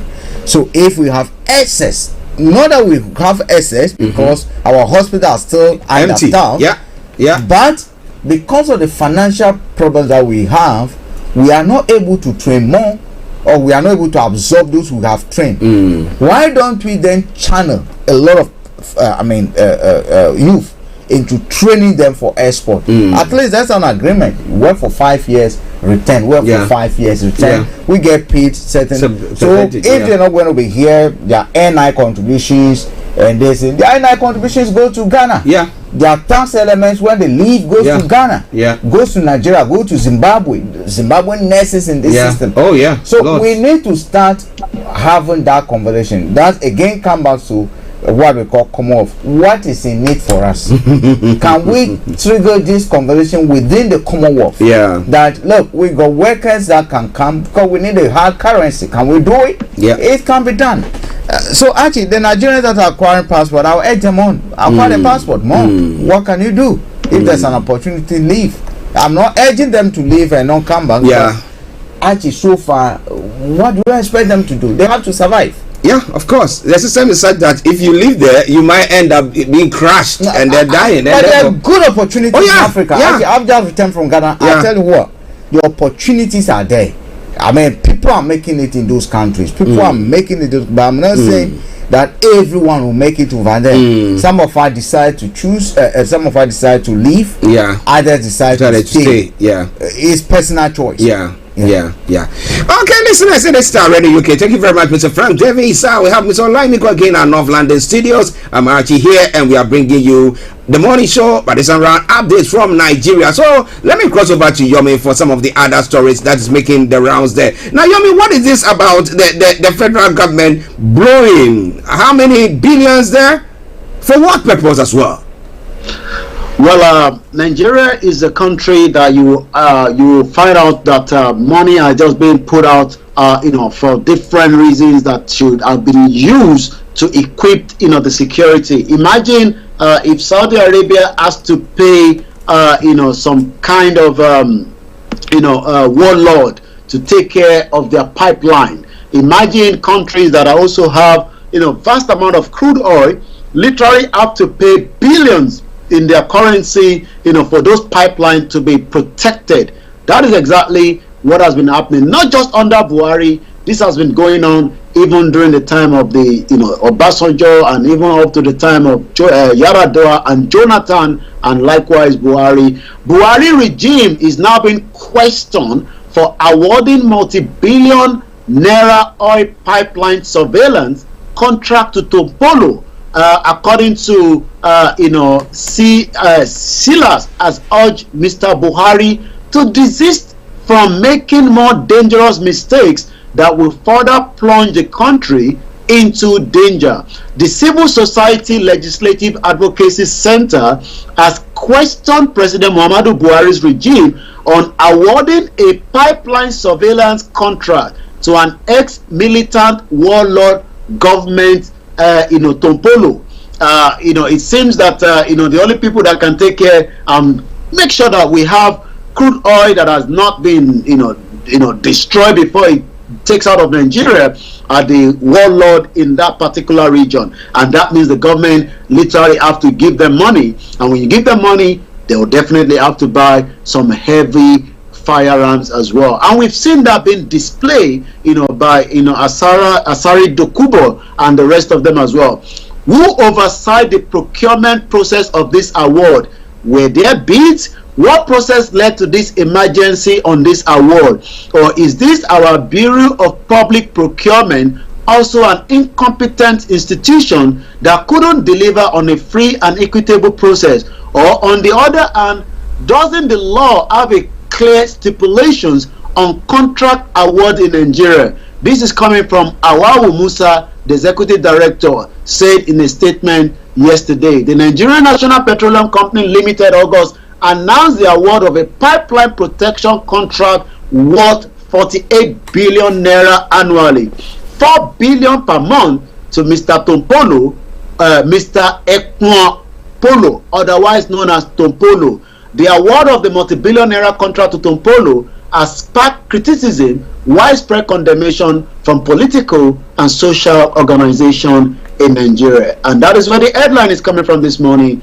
Buhari regime is now being questioned for awarding multi-billion naira oil pipeline. So we're going to go straight to some of the other headlines as well before coming back again to you in the studio. Once again, if you've just joined us, you're watching the Star Radio UK Morning Show, where we give you all the news headline coming out of Nigeria. Police vow to eliminate terrorists, other criminals in Zamfara. And also, there was over 300 Castina farms rice destroyed by the ice pellet. I'm sure we are used to weather here in UK, but this weather also have a bit of implication on the farmers back home should this happen. La Long government failed to pay deceased Plateau civil servant benefit, according to the family. We do know that the Vice President Yemi Osinbajo will be heading out to Kenya to attend Ruto presidential inauguration in Nairobi, which is coming up as well. I'm going to go straight because of the time is exactly 11:39 to the social media. I can see that the lawyer representing Mazi Nnamdi Kanu has returned to court about 18 minutes ago. He posted on his Twitter handle, legal fireworks going on in the court now. It shall surely end in praises. He say, as he said, in his tweet there. So they are trying to get a bail out for Mazi Nnamdi Kanu that has been kidnapped and renditioned back to Nigeria by the federal government since last year. And some of what is also trending on Twitter, Peter Obi is trending at number one. From what we are hearing yesterday, there was a kind of assassination attempt on his vehicle yesterday. I know you talked about Andy Uba. I think Frank was the one that mentioned it. This actually happened on a broad daylight on Sunday. He was lucky because he was inside what we can call a bulletproof vehicle that was moving him. He's a sitting senator, but he was actually attacked. Assassination attempt that killed his orderly and some other drivers and some of those that were traveling in the other vehicles. But he was whisked away because he was actually in the bulletproof vehicle. That shows, the danger that Nigerians are going through on a daily basis. So Peter Obi is trending as this morning, but also when Peter Obi speaks, you see sincerity, you see hope, you see uprightness, not being political correct, but real words from the pure heart. He has also accused, the campaign trail of the Bola Tinubu of playing the ethnic card. But again, the unity of Nigeria is something that we've got to be concerned about. The Yoruba nation were already yesterday at the palace of our king, Ooni of Ife, the Ojaja II. But apparently, there was a kind of an attack by the Yoruba nation, groups that went there yesterday for a peaceful protest by one person that also has a link to the palace, actually called for what we can call the African thugs, to disperse those that went to that rally in Ile-Ife in Osun State yesterday. And we hope, the security operatives will be investigating this particular incident that happened. Imagine if I have to go to the Buckingham Palace and I have to be attacked and there's no security to protect me while this attack was going on. This was actually what happened because the security were told to leave, knowing fully well that there will be an attack in the next 10 minutes. And all this was captured as they were arriving, in their motorcycle with all kind of weapons to wanted to, harm those that were having a peaceful protest right in front of the Ooni of Ife, the Ojaja II Palace yesterday. So let's take a look at what is trending. Yoruba is actually trending at number 9 on the Twitter this morning, and I'm sure for so many different reasons, as the Yoruba nation continue the agitation, and likewise those that are still saying that we can keep one Nigeria. According to Babatunde Gbadamosi, is a very popular known politician, also a businessman. He lives in UK before relocating back to Nigeria, and like Frank says, there's always a good opportunity in Africa but you can also be a victim of that business, like our brother Oluwagbenga that traveled from Maryland, where he had a business in Ogbomoso on the July 29. He was actually kidnapped the same day. About 5 million naira was paid. He was eventually killed, and we can only pray for the father, for the family that he left behind. But I must say, Yoruba people have always valued personal integrity and natural humility over and above wealth or possession. This is defined as Omoluabi. Which of these presidential candidates do you, as a Yoruba, see as a true Omoluabi? As you vote, please forward, like, retweet. Bola Tinubu currently has 9.4%. Abubakar Atiku at 3.4%, Peter Obi at 85.6%, Rabiu Musa Kwankwaso at 1.6%. About 35,000 people have voted, in this particular ongoing vote. Also, if Nigeria split today, we will have Oduduwa nation. Yoruba people will never choose Tinubu to be our president. So where is this hypocrisy coming from? We can't deliver a man who is not competent to the Aso Rock. All in the name is a Yoruba man. Competent come first. And this is, I believe, also Neferati, Showore and his orange beret Aluta weed gang attacking Peter Obi. Tinubu and his supporters are attacking Obi and instigating Yorubas against the Igbos. Atiku supporters are attacking Obi and spreading hate and bigotry against him in the north. Ask yourself, why Obi? Why all the hate? It seems that 2023 will be a very tough one. According to Simon Ekpa, while we reject Ruga fervently on Yoruba soil, I remember the federal government wanted to take over some of the land as well. So it seems that's the reason why Yoruba is trending. Also, Ilana UK says, an independent and self-sustained hashtag Yoruba nation shall be built on dignity and respect for every hashtag Yoruba people, irrespective of social background. Hashtag Yoruba nation is for many and not the privileged few. And that is how I'm going to come back again to you at 11:45 on the update coming out of Starr Radio UK, your finest African and Caribbean radio station in London. Well, listeners, Mr. Olayomi Quality for you, bringing you updates from Nigeria on the morning show. Let me say good morning to Mr. Eric Nanesio Martin. Dr. Martin, I hope you are doing very, very well. Thank you very much for joining us. Prince OJ says, can someone show me the wealth resources of United Kingdom among the Commonwealth nations? So there's one man that says, where is the dollar? Where is the wealth that we are talking about there? You see, United Kingdom, to be honest with you, they are wealthy, they are rich. Yeah. You see, we have moved from gold, diamond, and others. You can have your gold, but if you do not know how to utilize it, how to use gold. Let me give you a classic example. Archie, someone goes to Nigeria, is able to convince the government to give them. Front mic is a bit low. We can hardly hear you from this Someone end. goes to Nigeria, is able to convince the government, thank you, or those in charge to get a letter, an agreement, just to say that we have allocated to Olayomi Koiki 3 acres, or we've given Olayomi 1 well of oil, and in that oil, or in that well, we estimate that probably there's 1 billion barrels, or probably 500 million barrels of it. No one knows. I mean, they've done some data. Some, whether right or not, they've just told you that it contains this amount of this thing. The person takes that paper, go to the international market and say, look, this is a proven resource. The commodity is still in the ground, but the person is able to get 100 million, tell you, look, we're coming to develop it, build a state, do whatever they want to do with it. How many Nigerians have been given opportunity to be able to do that? Today, if even your farm has gold in Ghana, when you go to a bank and you can even prove that it has been proven by a seismic report or whatever, geodetic or whatever reports that you have gold, the banks will say as your collateral. So the thinking that we even have in our country doesn't help us. In the UK over here, actually, trades and businesses do not handle cash.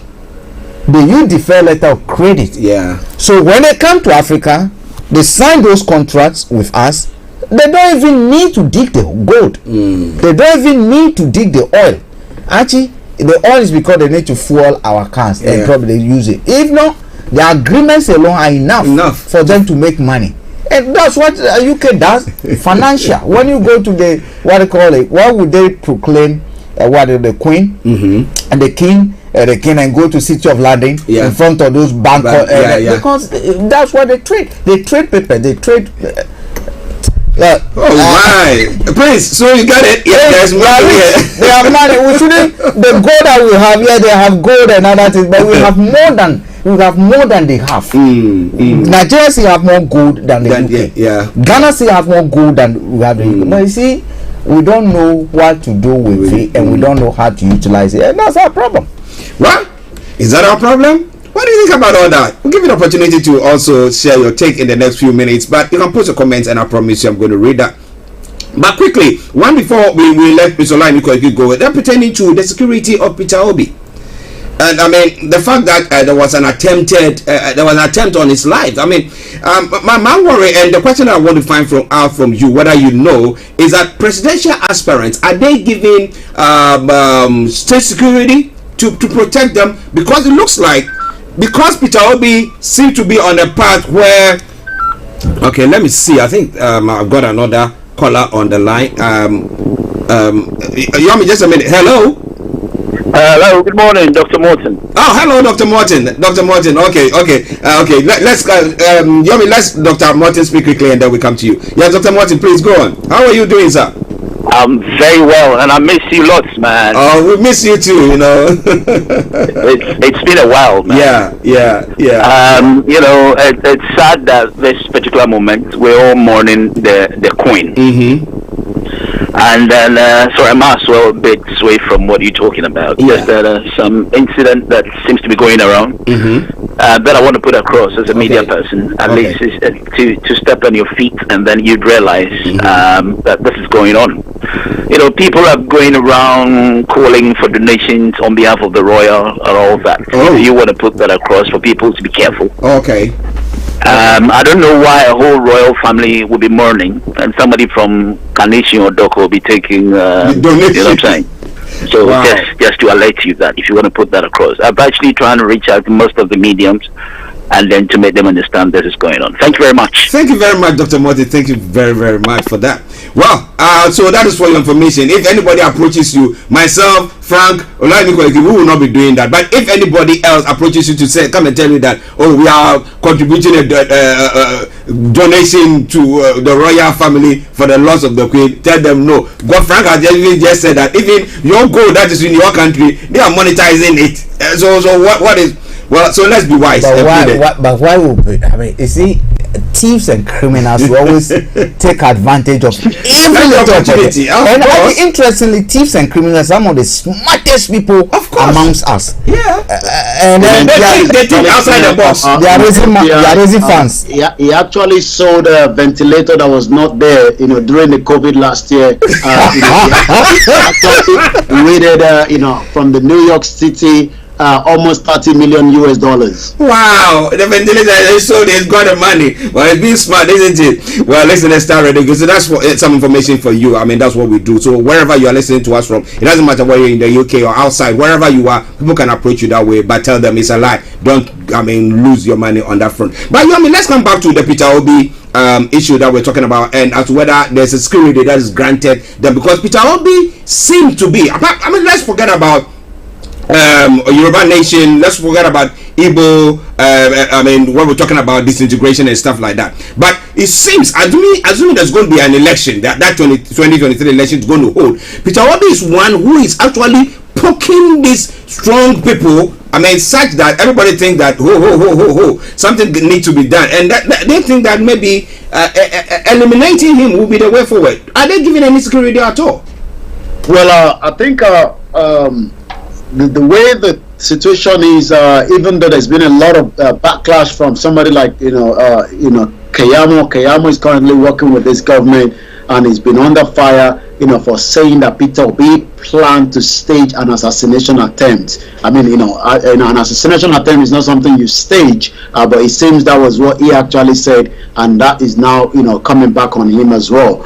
But in terms of whether they will have a kind of a support from the federal government or the security agency. They do have some bit of small security around them, but they can also, get more security for themselves as well. But one thing is, I'm sure it will definitely have to, probably increase a bit of a security around it. It's not the only one that has been attacked. I think from what we heard, Tinubu was attacked by the terrorists on his way to Kaduna on that particular highway, and he lost a couple of the orderly or the policemen that were escorting them as well. So but the situation is, as election is always coming in Nigeria, there's more people that will die. It's just a normal thing that we are used to. It might not be the normal thing in the in a global civilized society, but this is the time that politicians run after themselves and create a lot of havoc before the election. Well, listen, it's Starr Radio UK. We hope that it is given the necessary security. Dr. Morton says that a country that is as rich as the UK, why would they come to other countries to say that everybody should donate something for them? I mean, they wouldn't do that. They know ways and means that they can take monies from. They are even giving out. They are even giving out. I mean, one thing that the UK has even done that I'm happy with is to ban all head of states. What they call ban presidents. Flying their private jets. Because this is a man again. We're talking about environmental this thing, and this Prince Charles, who is stamping his authority on governance straight away, that no president, because you're going to have Buhari. They said 200 of them are coming. You're going to have Buhari, you're going to have Akufo-Addo, and all using it as an excuse, flying here with taxpayers' money to come and do what? Pay homage. To who? They said they will be on the coach to the president. What are they coming to do? Archie, what exactly are they coming to do? See the Queen. The dead body. Look, Akufo-Addo, I mean, if you take Ghana for instance, Akufo-Addo is one person who the Queen did not see fit to even give state, visit. Under the Fourth Republic of Ghana, he's the only president that was not giving state visit. Oh, I see. He wasn't giving a state visit. Oh, okay. He wasn't giving it. So why would he now want to travel to see the dead body, or even they have not even opened the casket? It's not like he's covered. So what are you coming to do? Tomorrow they'll open it. Let me ask, has Buhari had a state visit from the Queen? No. Oh, the two of them. Maybe they will have to fly in. Okay, before we go, a quick one. The lawyer for Nnamdi Kanu. Now, is the case in court today? Are they in court today? It's already in court as we speak right now, but I'll be giving more updates, because there's no update yet, apart from the fact that the case is currently in the court. But you might have the update before you end the next 1 hour, or if otherwise tomorrow when I'm back, I'll be giving more update. But yes, they've actually been able to get a date today as against November. Yes, I believe October that Nnamdi Kanu was meant to come back to court, but they were able to get a date today, and we look to get what's going to be the outcome of that within the next hour from Abuja. Okay.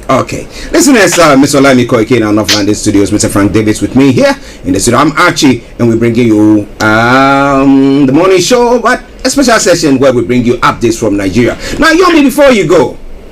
Well, Frank and Archie will take you through the rest of the segment. I will be joining them again same time tomorrow at 11 o'clock, and this is where you get all the news headline coming out of Africa, and at exactly 11 o'clock you get all the full details of what is happening in Nigeria. My name is Olayomi Koike. I'll be back again same time tomorrow. Have a very good morning, good afternoon from wherever you're watching us. Okay, we catch up later.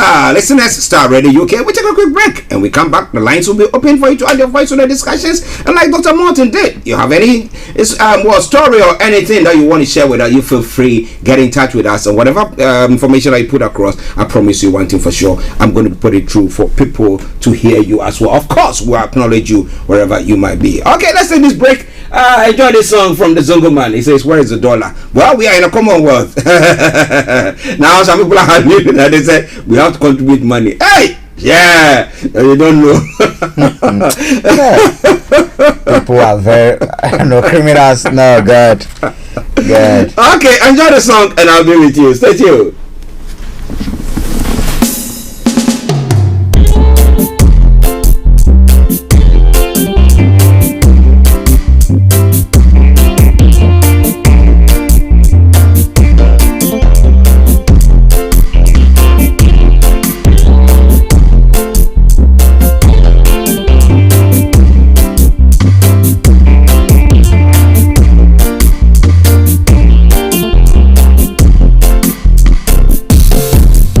$10 and one man will get. Hey, hey, hey. This is Starr Radio. This is Starr Radio UK. And one man will get. It's a disgrace. Where is the dollar? Where is the dollar? Where is the dollar? Where is the dollar? Where is the dollar? Where is the dollar? Give gorilla bananas to give to monkey. Hey, hey, hey. Give gorilla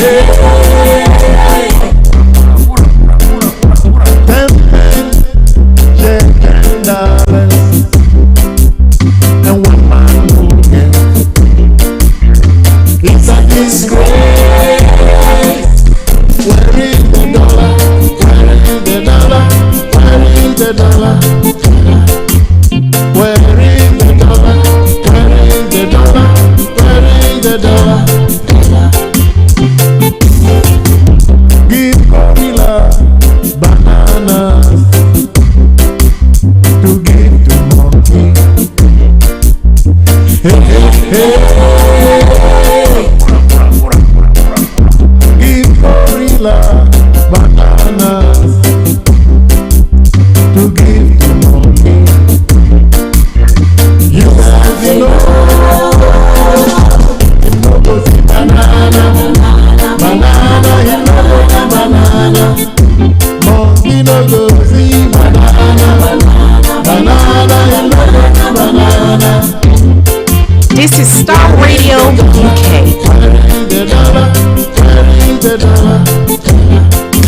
Broadcasting worldwide, online 24/7. All around the world.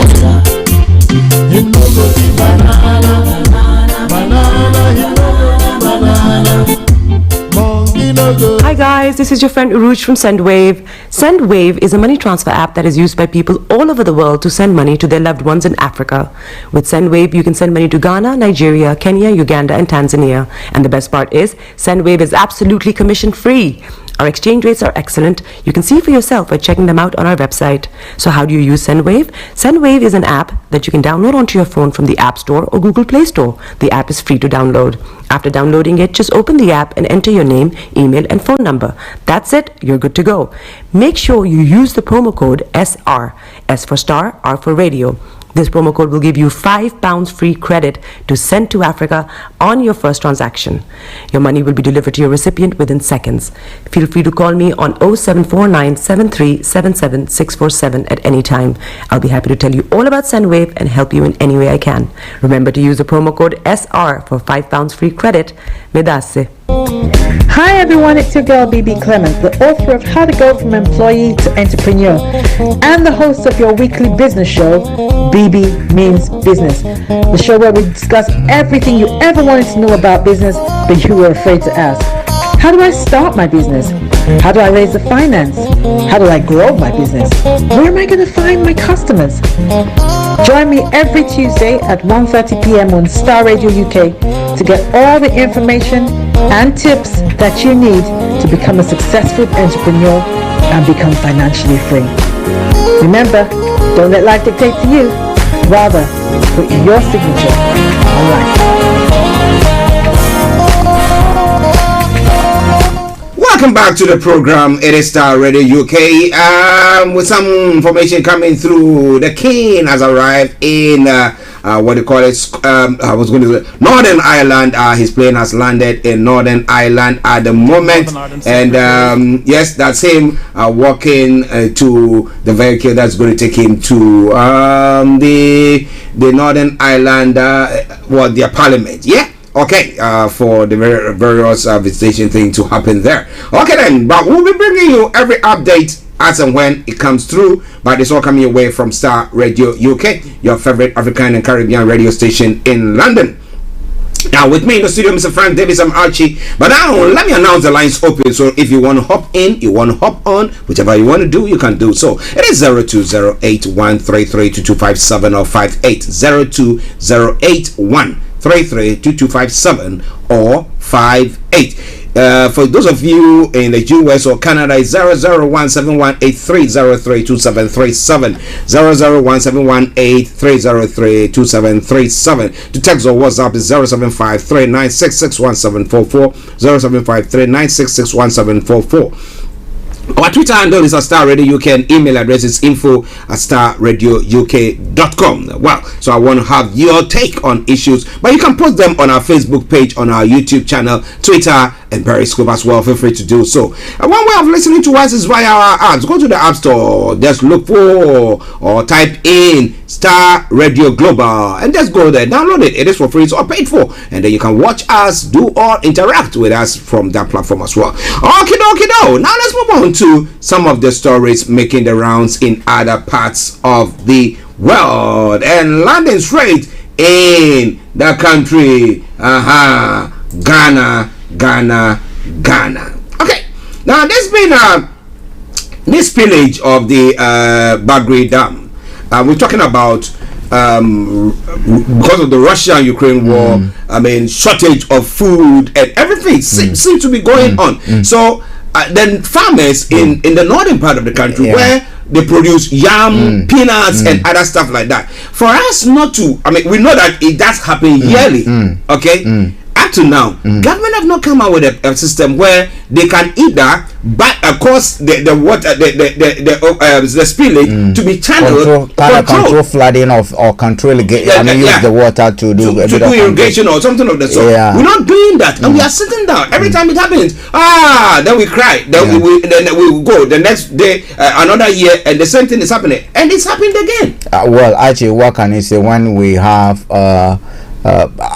leaders, and this is not the current leaders alone. We've had this, I mean, over happening year on year out, and we still do not have a solution to it. I mean, like I said, we are not the only people with hydro dams. Even in the UK, they do have hydro dams. They do have hydro dams. One of the largest is close to Scotland area. And they have a control of spilling the water. Why don't we have? Can we have a system, especially in that northern part? If we have to construct pipes, if you have to construct what they call it, a huge look. We have Russia constructing what they call gas pipeline. From Russia all the way to North Sea Stream, I mean through the sea, all the way to Germany, right? We do have West African gas pipeline all the way from Nigeria all the way through to Tema. Why can't we do same if we need to irrigate our lands and we have water coming from that? Because we know the Sahel area, I mean the Savannah Sahel area and the Savannah Ecotone zone area around the northern the upper east, the upper west. Yeah. I mean, they can do with more water. Yeah, they need what it. has the government been struggling with? That one village, one dam. Knowing that there comes a time during the year when we do have excess water. And there sometimes we do not have water at all, and animals and vegetation has to suffer. Can we do that? It's all about planning. Ghana is not the only country. If you look at the Nile, the course of Nile, they have a system. Unless it goes past certain level before you have a bit of flooding. But they have a system where around the Nile Valley, the corridors get good water to produce a lot of crops. So why can't we do same? Actually, this morning, for instance, someone was asking about whether we do have a national agenda, national planning. I said, look, we do have, as far as I know, we do have a national planning committee, or what they call it, NDP, or what they call it, National Planning or Development, National Development Planning Committee. And I asked myself, what at all do they do? What at all do they do? What at all do they do? How do they engage the citizens to even come out with if there's anything called national agenda at all? What we heard about was Vision 20, Vision what? Vision 20. We never saw. But it never comes to that. So why should we even have that committee now? Because some of these things, can they engage people in the Upper East in those areas? What do we do? If we're gonna spend in constructing a huge irrigation pipeline from that area to irrigate the lands in those areas, it should be possible. The government was promising one village, one dam. Yeah, we could use that. About a year ago, the field minister, the Greek minister, had a courage to come and tell us that the planting for food and jobs, most of the crops were destroyed by what they call flooding. Flooding. It's a flooding from the same dam. One again will ask, what were you thinking, knowing that place gets flooded? So why do you do that? Causing financial loss. Actually, I don't know. Look, I don't know. I do know if it is this country, they would have found a solution. Yeah. Even where we do have flooding, taking up. There are engineering solutions that are coming. That they're looking at solutions to that. And if we're in this country, I have no doubt that a solution will have been found. So the question is, why can't we do same? Why can't we do same? It is not their father or their mother's business, and therefore people just sit down and just look at things destroyed, and we waste resources, causing financial loss to the state, and because people will not be surcharged or imprisoned because of that. So we just see it continuing. Well, it's all Starr Radio UK. Well, there have been this alluding that the EC was planning to bring about a new registration for the 2024 elections, but now the EC boss has come out to say no, there's not going to be any new registration, but that there's going to be a continuous registration process that's going to start by the end of the year. That appeals everybody. Do you trust her? No, do you trust her? No, I'll be surprised if anyone listen to this woman and trust her again. No, seriously, because I do recall in a run up to 2020 election, there were pronouncements that were made by Jim Mensah, right? That were not, carried out. They told us even the film that they were going to use to collect the results, it was a different scenario when it came to the actual D-Day. Look, if you want to understand this woman, you're going to understand exactly what they've put before Parliament. And therefore, anyone who wants to see how Jemensa wants to run the election should look at the current bill before Parliament and be able to understand what they are asking Ghanaians to do. Okay. Actually, that bill, I call it rigging posts that are being erected. And I tell, if NDC MPs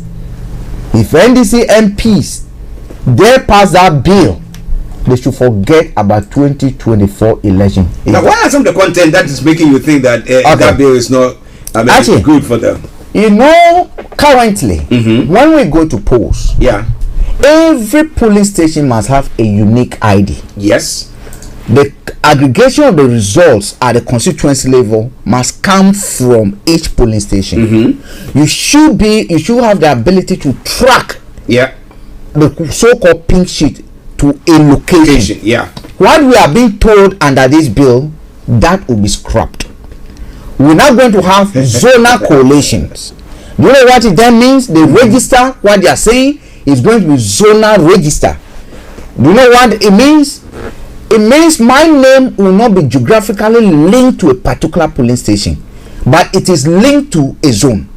It means that I can vote from Kreding, move to Taunton and vote there. Because the biometrics machines that we even use today do not talk to each other. It is not like a bank system where I withdraw money here it reflects on the center. No. So there's nothing to show that I have voted here. Do not forget, we don't do electronic voting. So when you verify my name, I put my fingerprint on it and go to vote. All you have done, all the machine has done, is to tell me that I am you. When I go to the next polling station, it authenticates that I am Frank. It does not say that you have voted already. No. Oops.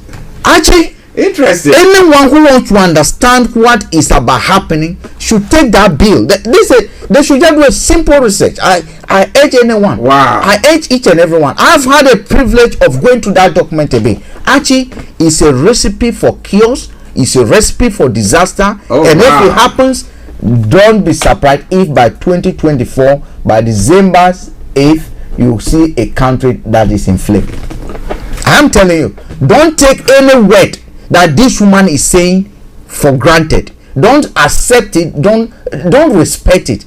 Go and read, do your own research, what they have put before Parliament as a bill to be passed to law, and that is what they want to use to govern 2024 election. But let me ask you a question there. Now, has the NDC, the opposition parties, but led by the NDC, the majority there, have they actually scrutinized? Have they seen what you're talking about? Have they at the end of the day, they have their team.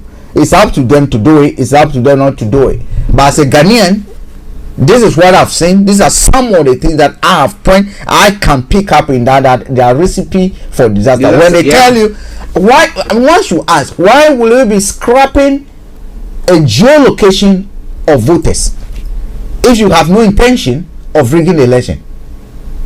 When the BV that we have, there's no proof, and we do not have BVs in the system, biometric verification machine, that speaks to each other. Now, we're not undertaking electronic voting where you vote automatically rules that you've participated. Are you getting me? No, that is well, if NDC do not want to think, if NDC MPs think that they can just be talking without scrutinizing the document, it's totally up to them. It's totally up to them. But Archie, we are in for disaster if Jemensa should have her way. Interesting. Well, listeners, if you are listening to us, you heard from Ghana, or we all of us in that sub-regional area, rely on each other. But what Frank is saying? Actually, I am pleading with each and every Ghanaian to go for that, to at least make effort to get that document. I'm going to try. I think it's on one of my WhatsApp. If I haven't, we'll share it. Each and everyone who is a citizen of the country, who has interest in the future of Ghana, should grab a copy of that document and read it. You don't need to be a lawyer. You don't need to, because look, those in Parliament are not lawyers. No. And by every intention of our constitution, they are meant to at least understand what is in the simplest. They are even supposed to even engage their constituents before they even approve something, although they don't do it. Some of them go with their stomach, some of them go after take some money and approve it. But each and every one of us who has interest in Ghana should at least make effort and get this document. Wow. Okay, let's come to this story because it's all pertaining to 7-0. What do you call them? What is the term that they use? Is it unanimous 7? Unanimous FC. Unanimous FC. Okay. Now the president, I'm going to say no to those who are attacking judges and the EC.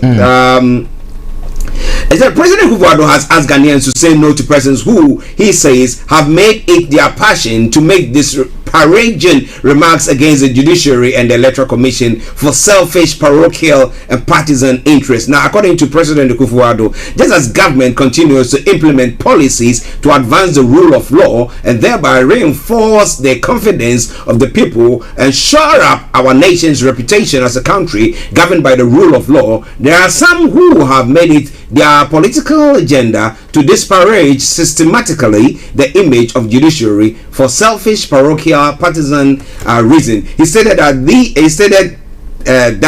these are the plaintiffs who go to court, indeed to the highest court of the land, provide not a single shred of evidence to back their claims, and yet insist that their claims be upheld. And virtually you say that it's talking about the unanimous FC, talking about the statement from the former president John Mahama, who of late has been criticizing the judiciary. Now, first of all, we have the president who has appointed more judges onto the bench, more than any other person. Okay. Now we have the EC that you just made a statement pertaining to the new rules that they're trying to put across, which have been submitted in Parliament for it to be approved in Parliament as well. So looking at those things, putting those things together, if somebody is an opposition leader or in a opposition party, automatically the fourth position shows that you want to actually rob me, and that's what's going by. The president is saying they don't have a shred of evidence, blah blah blah. Actually, the good thing is that currently from what is on the ground, surveys have proven that apart from core MPP members who will see a dying goat and call it an alive goat just because it's wearing MPP colors, the president's utterances, his comments do not carry so much weight among Ghanaians. That is the fact. You see, this judiciary issue, an independent body, Afrobarometer, conduct, and if you listen to even Mahama, he referenced his comments on Afrobarometer report. And Afrobarometer has conducted a survey, and this is the 9th time they're conducting that survey, and they have seen a consistent distrust amongst Ghanaians for the judiciary. So when you ask Ghanaians today, out of 100, only 11% say they trust the judiciary. So 80, you mean to say 80? Actually, that is it. That is the latest Afrobarometer report. Jesus. Actually, do you know what that means? You take us back to the 1979, the 1981s, the advent of the coups. What happened? The Kalabule time, the judiciary. Why did they become a focus? Because Ghanaians lost interest in them, where justice was being brought by the highest bidder. That is the situation we find ourselves in right today. So if Ghanaians are saying, according to that report, that they do not trust the judiciary that we have today, and actually it's not only Afrobarometer report, they didn't announce issue came up. Was the Chief Justice himself not accused by a lawyer of good standing? And what did he do? Under normal circumstances, he would have rescued himself from being the president of the council that determined that case. But did he do that? No. Okay, so basically you are the referee, you are the player, again you are the goalkeeper, and you expect me to trust the goals that you tell me that you scored these goals? No, I wouldn't trust you. Look, the president as a lawyer that he claims to be, if anything at all, they should have used this opportunity to do introspection. Why would the public be losing confidence and trust in the judiciary at an alarming rate?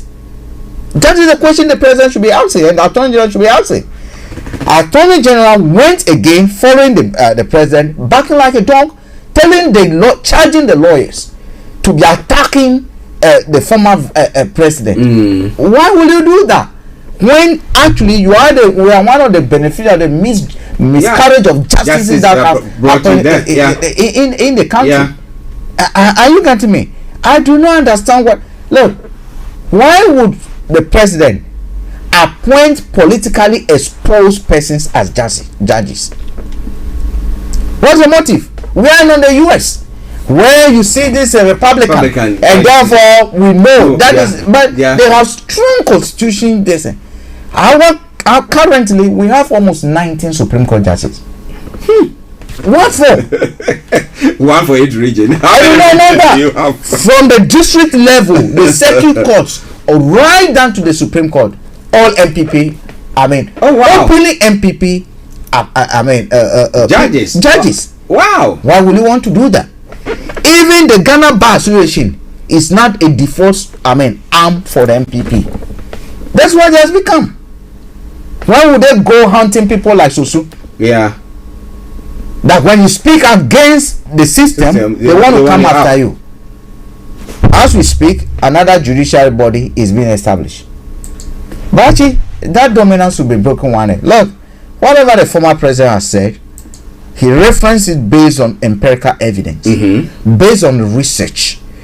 Unless Akufo-Addo wants to tell us that Afro-Barometer report has no basis, and unless Akufo-Addo wants to tell us that the people he appointed are an illusion, that there's a justification why he packed the courts with all those kind of MPP, non-MPP activists as judges, so that in case they leave power, they can be the allowed defense, not to prosecute. Actually, is one thing we do know, that it gets to a point the system will correct itself. Of course, and that system is coming. Actually, not too long ago, Archie was saying something, cautioning the military against 2024. Actually, if what happened in 2020 happens in 2024, we wake up hearing stories that we never dreamt of in Ghana. If what happened in 2020 there happens or attempts to happen, actually what we hear in Ghana will not be good. Look, for the first time in the history of Ghana, we've seen MPs being chased out of office by locals. But they are constituents. By locals. We see MPs being chased out. That respect that people had or have for the so-called honorable is vanishing, because on a daily basis the butter and the bread economy is not giving way for them to even think of respecting who is honorable again. Actually, if we do not take time, by 2024 people win election, they will run. they will like Sri Lanka. And actually, you see, should Mahama even become the next president, he has 24 months. If by 2026, 2 years, Ghanaians do not see improvement, the two political parties should forget it. Actually, there will be a revolution that we've never seen before in Ghana, led by the people. Both NDC and MPP will be swept aside. People will knock at NDC MPs and bring your money, bring your car. Actually, you watch it. You call me a prophet.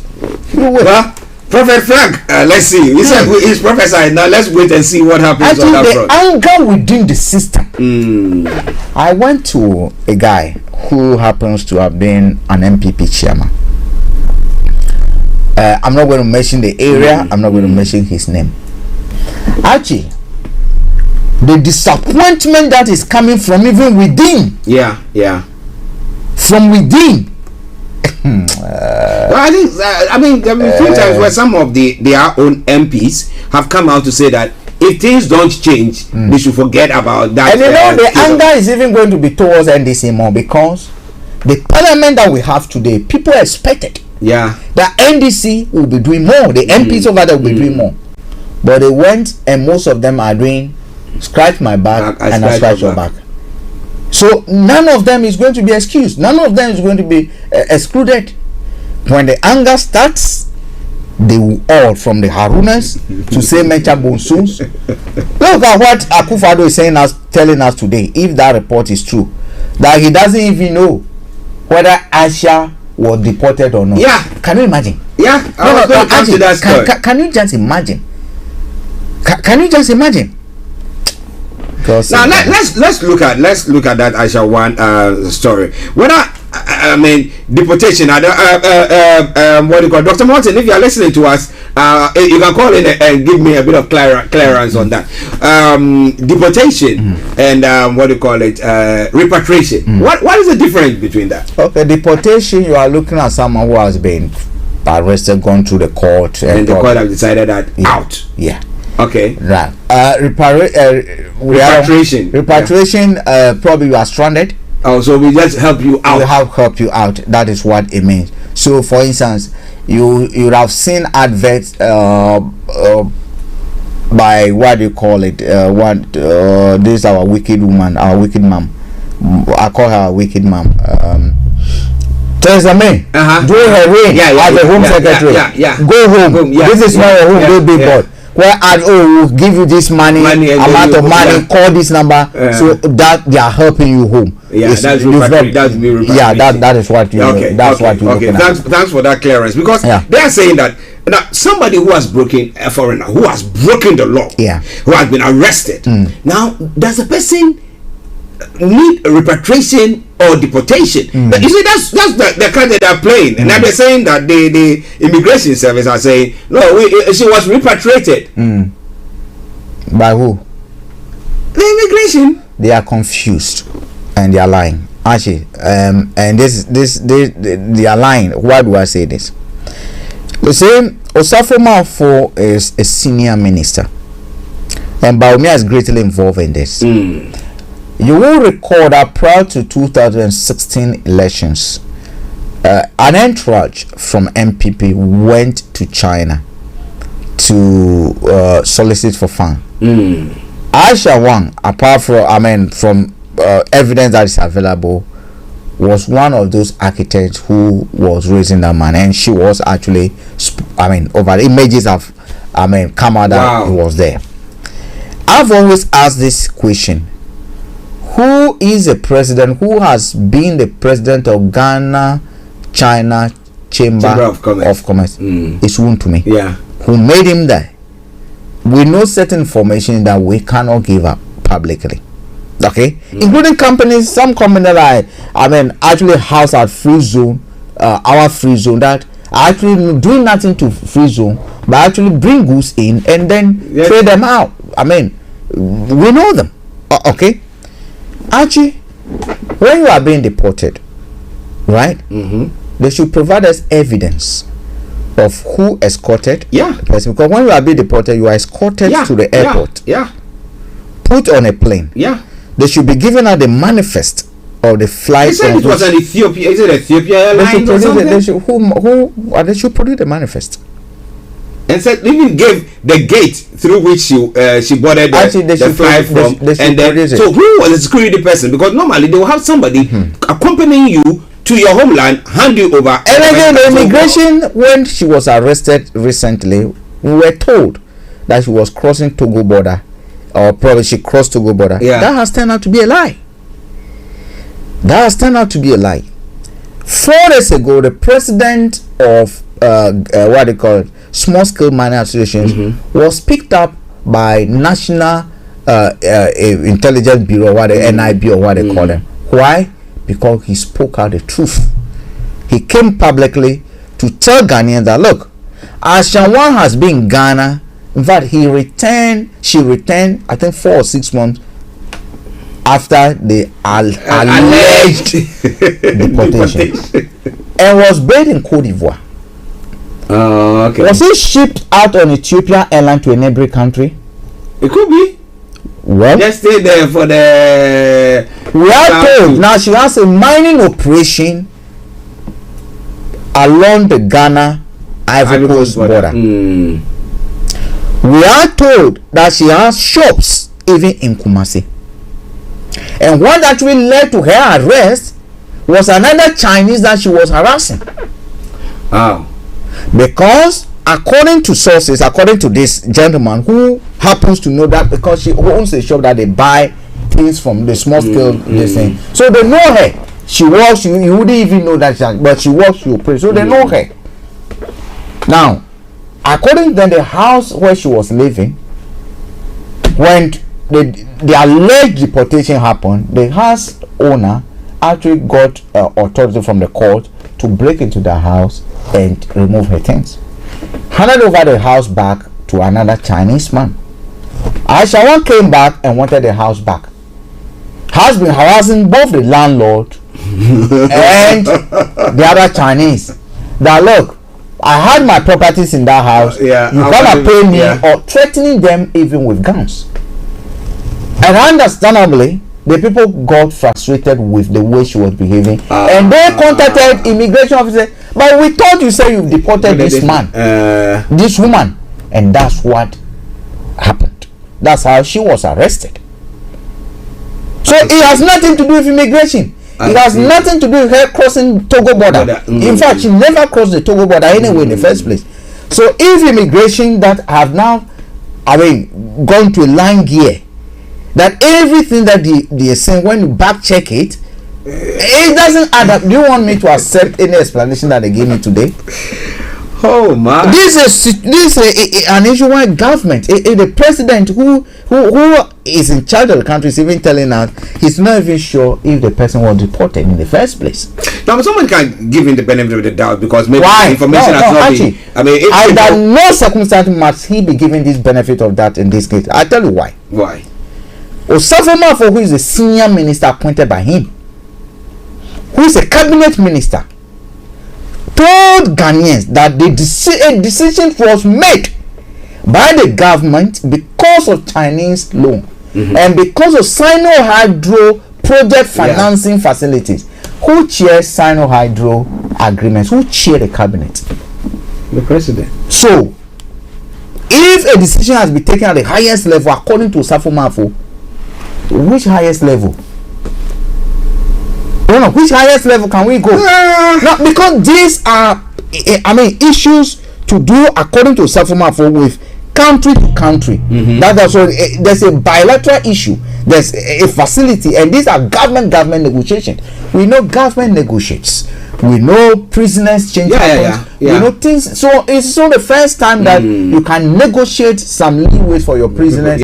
And sometimes it's even good that you pass. You sentence the people and they go to serve because an offense has been committed. You heard what they call it, the deputy ambassador of Ghana, I've forgotten the name, telling them that look, Chinese do not know our villages. Chinese do not know where gold and it's our own people who take them there. Okay, so if all this has been said, if once the senior minister made that comment, what did Akufo-Addo ask? Who deported? Why did he deported? Okay, we have a law. Unless the president said he's been deaf all this time up to date, that from 2018 up to now, when the issue happened, his ears, he's been deliberately, or he's been pronounced deaf, and now there's a miracle that has happened because we gave you power to uphold our laws. You appoint an attorney general. Constitution mandates you to ensure that we respect the laws. If even at all Ashawan was deported, it was your responsibility to ensure that the right thing was done. You could have even called Attorney General. What is happening? So that benefit of that, Archie, forget it. Forget it. It is not something that he doesn't even deserve it for even a second. In my view, he doesn't deserve it because he's alone. Baumia knows it. They know it's a decision taken according to some of at the highest level sanctioned by the president to ship her out of the country to a neighboring country, or probably even give her a house to be in Ghana to pretend that they deported her. Wow. I don't buy that. Miracles do happen, don't they? Second Chinese Jesus.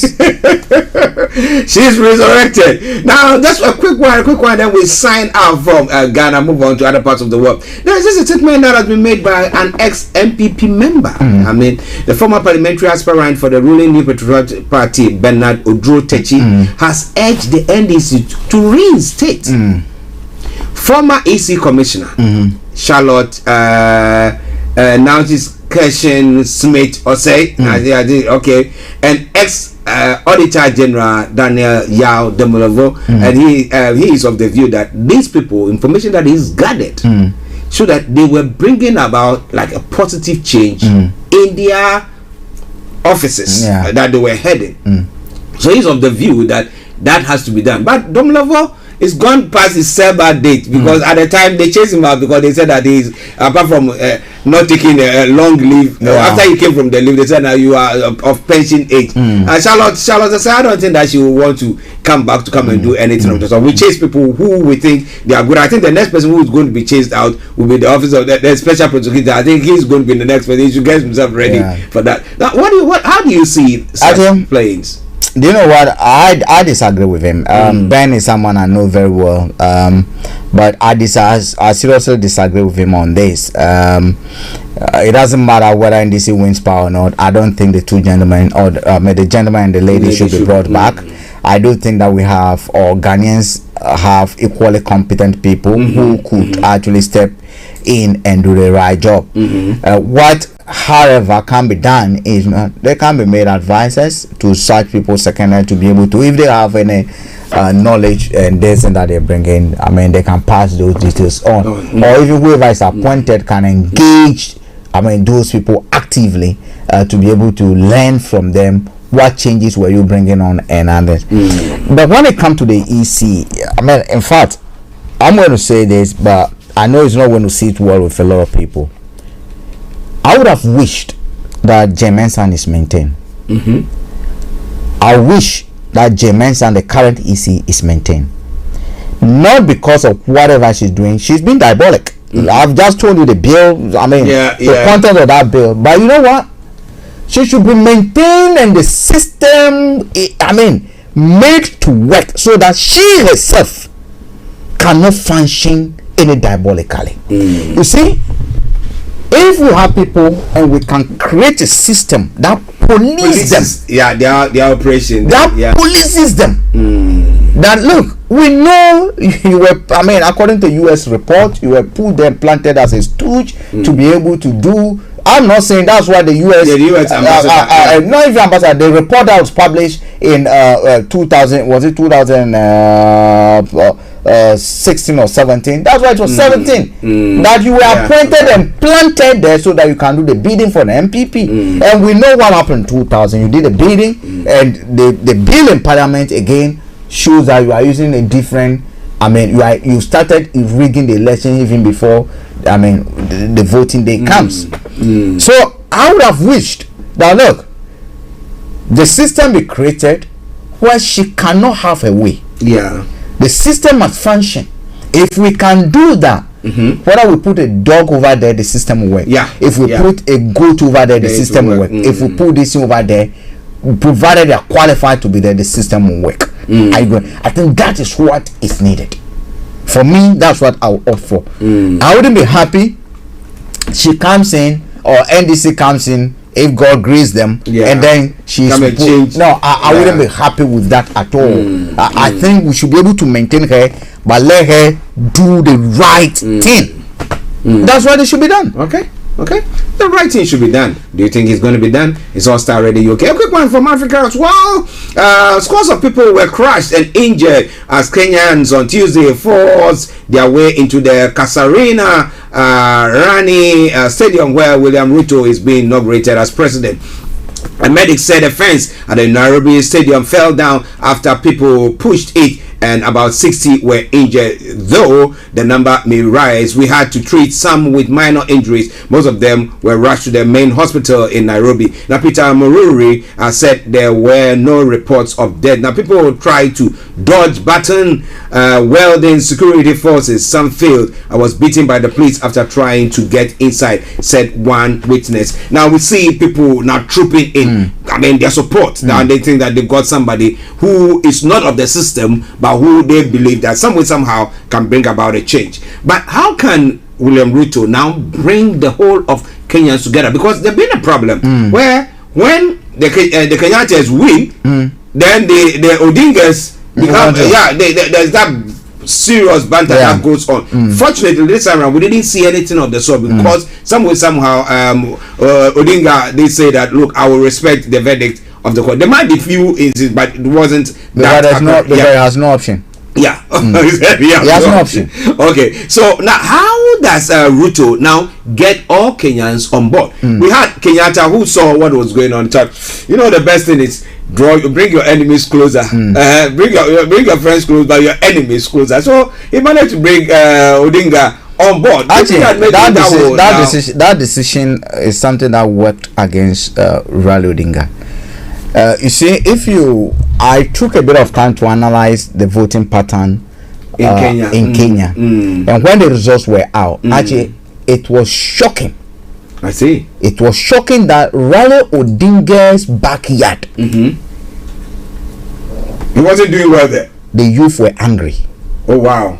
And when you come to Kenyatta's own backyard, Archie, Ruto swept the votes over there. Oh, and wow. you know what some commentators were saying? That the decision to back Odinga was an insult to them, because they have supported, what do you call it, Kenyatta. They worked for him, and they saw Ruto as someone who played a critical role in that fight. If nothing at all, stay neutral, but to publicly declare that you supporting Odinga. So Kenyatta's backyard, Ruto swept the votes over there, especially among the youth. Wow. Okay, so for me, the change has already happened. How is it going to bring the nation together once we have political parties? It becomes difficult, because Africa politics is a bit messy. It's not like this system where when I go to council today, I do not get anyone asking me of what party do I belong to. If I'm entitled to something, I'm entitled to it. Okay, if I go seeking a business opportunity, I do not get anyone asking me which party do I campaign for. In fact, I mean, this is on public record that I campaigned for Labour Party at Reading and Addington area the other time. But assuming I go to, and the person who won is a Conservative, if I go to the council, the Reading council want to go and do something now, no one is going to tell me because you campaign for Labour. No one is going to do. No one cares about it. The system works. But in Africa, mostly it doesn't happen that way. So that's going to be difficult. It's a challenge. I don't know how he's going to do it. He's promising to do it. Let's see how he does it. But one change that I can talk of that has happened is that the two dynasties, which saw aside, Kenya as their properties or their ping pong ball that they can pass on from one to another, from one generation to another, by virtue of being a son or family member of Kenyatta's. Yes, with respect to what the grandfathers and others had fought for, but you see, governance should not be, it should not be transmitted to spermatozoa. So just because your father was a president doesn't mean that you have to. It's a monarchy. It is not. It might not be hereditary. That alone for me was a victory, not for Ruto, for Kenyans. And if anything at all, the Kenyan youth who stood up against the system, stood up against the two dynasties, thinking that if it's not Kenyatta, there must be Odinga. If it's not them, they must come back to that gentleman agreement is nonsense. people are not balls to be played between one court or the other. So for me, that alone is victory for it. Gives people hope. It tells people that you do not need to be a Kenyatta. You do not need to be Dingan to aspire to occupy the higher office. That for me is a victory for the future of Africa. Wow. Well, listeners, it's Star Radio UK. We've got about 30 minutes to bring the program to a close. It's a Tuesday edition of the morning show. Of course, this afternoon exactly at 1:30, BB Clement will be coming away with BB Means Business. I'm going to tell you about what she intends discussing this afternoon. And one of them, the topic that she will be looking at, the role of ownership in wealth creation. Yes, so we will be looking at that. And first steps in starting your own business. We'll be looking at those when it comes to BB Means Business. And that is exactly at TikTok 1:30 this afternoon. But well, we are still on this, the morning show at the tail end, of course. With me in the studio, Mr. Frank Davis, I'm Archie. Now, let's quickly touch on one other. Archie, before you, let me just bring this public announcement quickly. It just came to my phone. The department, what do you call it, including schools, Department for Education has just confirmed that Monday the 19th of September 2022 will be a bank holiday on the day of Her Majesty Queen Elizabeth II's state funeral.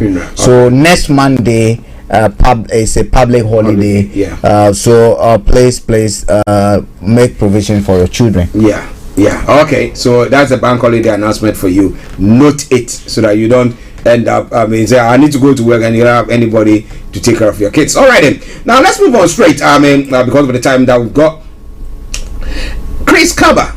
Now, I think back when you travel outside the country, there was this young boy. I think he was I forgot. Is it 24? No, it is not Chris Kaba, but another young boy who was stopped. Let me say good afternoon to my lady Simone Frazier. Yes. Oh yes, I saw that video. Yeah. Simone was in touch with me. Yeah, she pushed the agenda. She supported because she was on the scene. Because she just left and then came to me, and we're talking about it. And but she pushed very well.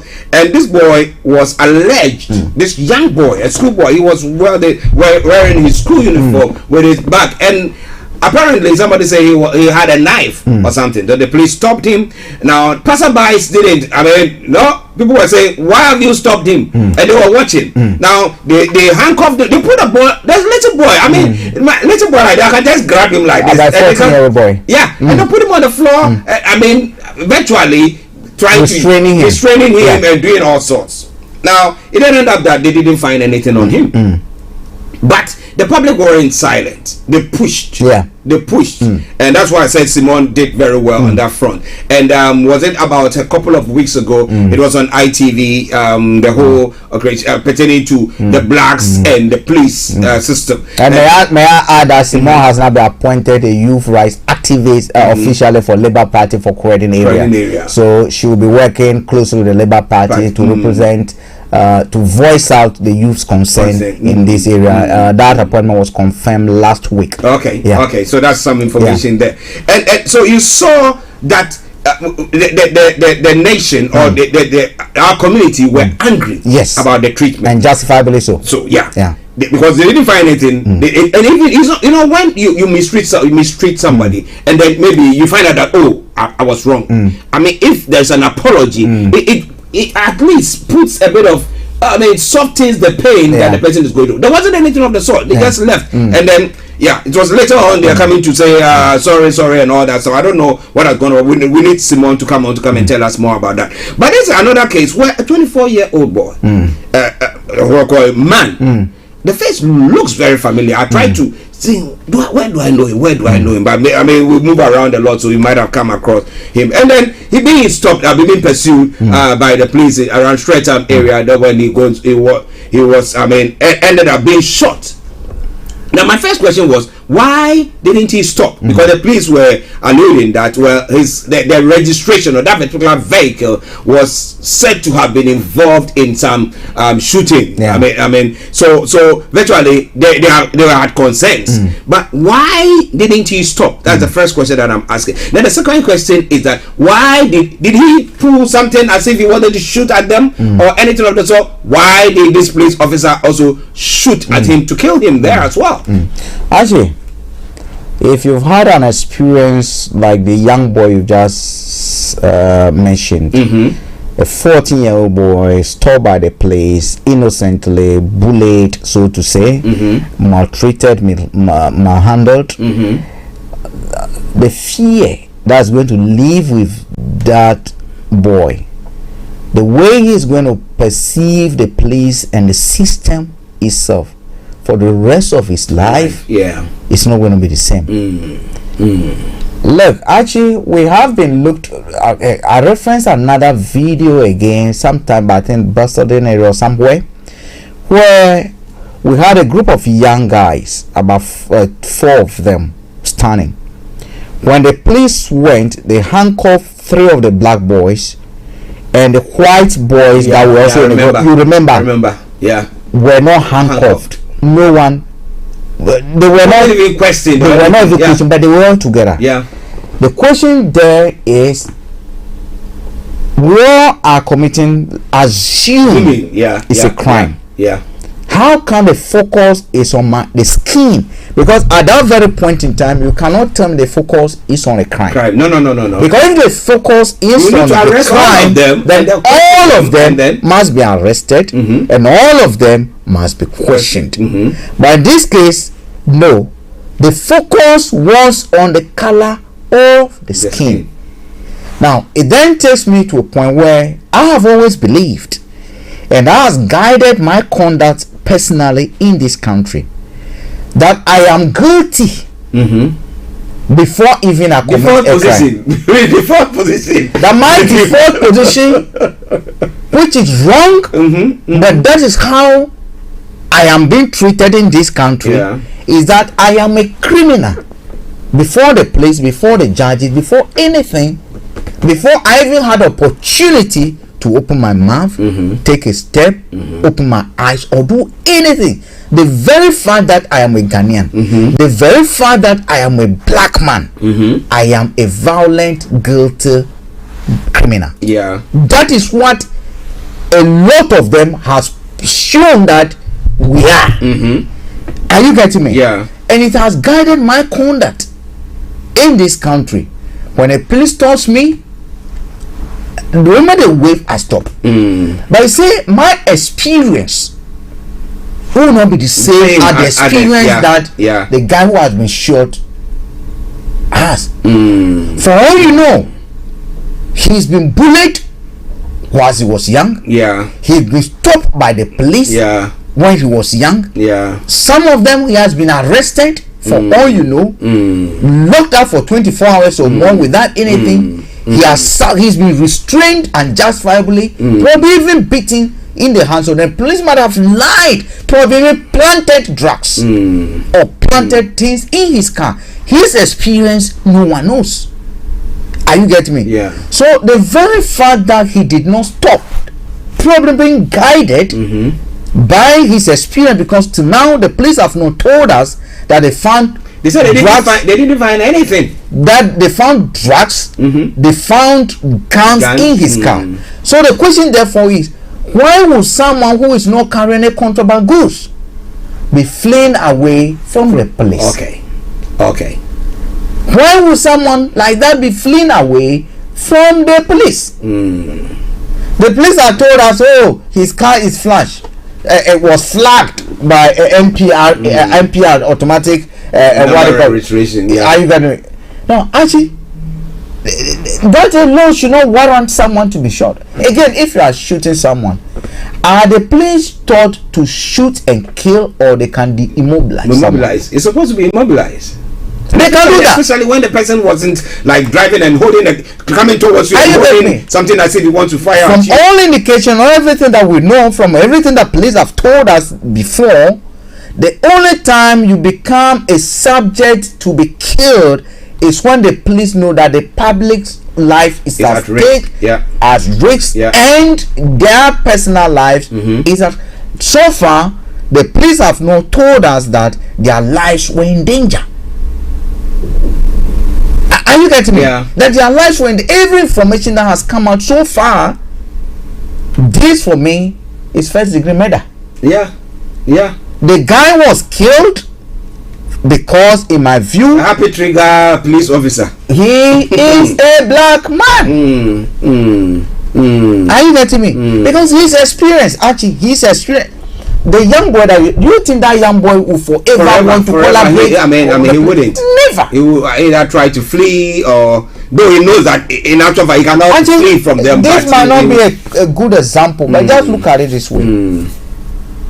I have friends that have gone to women that have been maltreated when they were young. The psychological effect that has on them.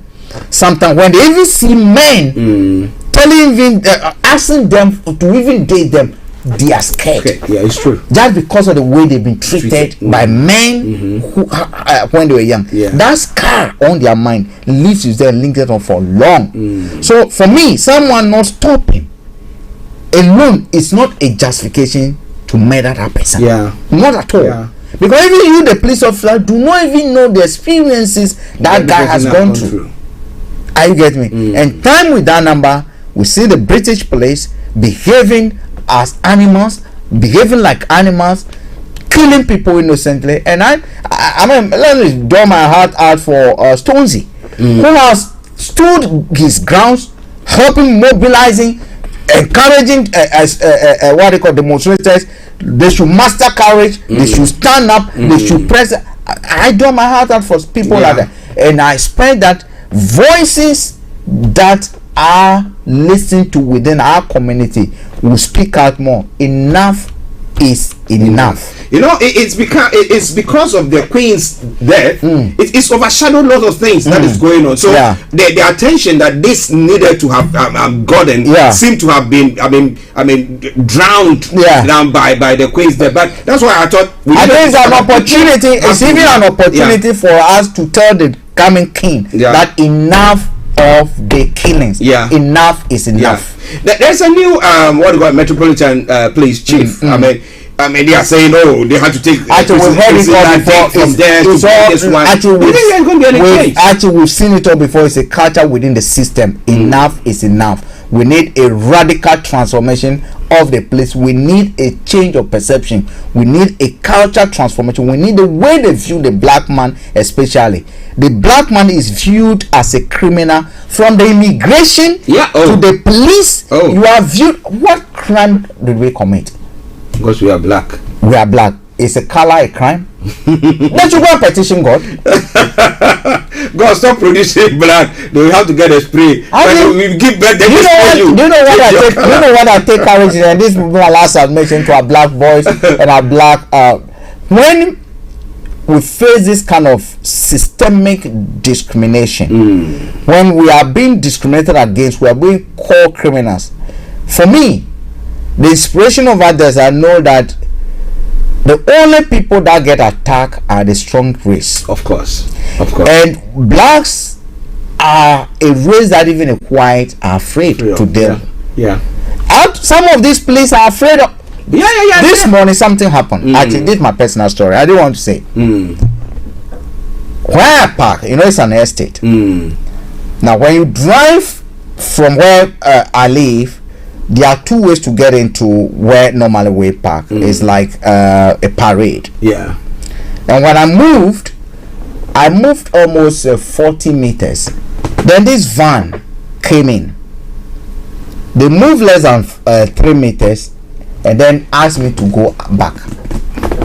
Archie, turning into what you have done drama. Some big tall guy. I step out of my car. I said, look, I'm not moving an inch. If the police will need to come here, they will. A white bloke. He came out, fuck you. I said, hey, your ass. Listen, this man has been to Ghana. So I said, no, this morning, actually, it did even delay me. I said, I'm not moving on it. Was shouted, look, do the worst. If you want, hit me. Yeah. I also know what to do. Do you know what I was targeting his balls? Now he sliced one the way I was going. Because he's a tall giant guy. I need to know where the devil's strategy. So my focus was on his his God-given properties. That the moment he make a mistake, this country Dr. Martin, stop laughing. Archie, the guy, I said, I just entered my car and started playing music. We stood over 15 minutes. Yeah. Neighbors will come. Some neighbors came and said, Frank, they know me there. I said, no, I am not moving an inch. We've had this for too long. That, look, he's a driver, I am a driver. Most of you over here are driving. Let you look at the distance is covered. Who is supposed to? So I was taking his number because he works with a company. I was going to report him. I was trying to video it. Then finally he moved back. Archie, our black boys should know that, look, we are a special race. We are the only people when we cross, let me use the crew language, breed, the black shines more. Yeah. You give birth to a Chinese, the person is more black than the Chinese. You give birth to a Caucasian, it's more of a Caucasian, it's more of a black than. So why wouldn't they envy you? So and then they look at this as a strength and let's do what we're gonna do. Well. Listeners, this is where we bring the program to a close. As I announced earlier on, exactly at 1:30. My apologies. I'll be bringing you BB Means Business. But as we did announce, the Queen's body remains will be moved from Edinburgh to London tonight, and then tomorrow, those of you who want to go pay your respects, yes, the body will be lying in state. As whether this time around they will open the coffin and not just cover it. I think that's what they're going to do, because they said if you go in there, the public are not allowed to take any pictures. I think the body itself will be laid in. But I think they didn't try. They haven't tried. In my view, they altered Operation London Bridge, which for me is not right. Listen, they knew she was going. They took her to where, the mom come from Scotland. So they took her to where the family, the mom's family, will have the opportunity to pay their last respect. Instead of them coming all the way to London, we know some of them will be coming. But one would have thought that they would have actually used the royal train, to move the body from Scotland all the way to London, so that at least those on the people in Lancashire and all those will have the opportunity to also pay their last respect. I mean, for me, that could have been the best thing to do. Anyway, good afternoon. Well, good afternoon to you, and have a lovely, jubbly day. We'll be coming your way tomorrow with another edition of the morning show. It will be every Wednesday edition of the morning show. So on that note, let me say, have a lovely day. Enjoy yourself. Make sure that you keep yourself safe. Remember, BB Clement exactly at 1:30. Enjoy this song. Well, where is the dollar? We say we all belong to the Commonwealth. Where is the dollar? Maybe we have to find the pounds. When that song ends, you don't hear from us. It's with me, Archie, Mr. Frank, David, Mr. Nico again, all you wonderful people on the various platforms saying, have a top of the day. Bye.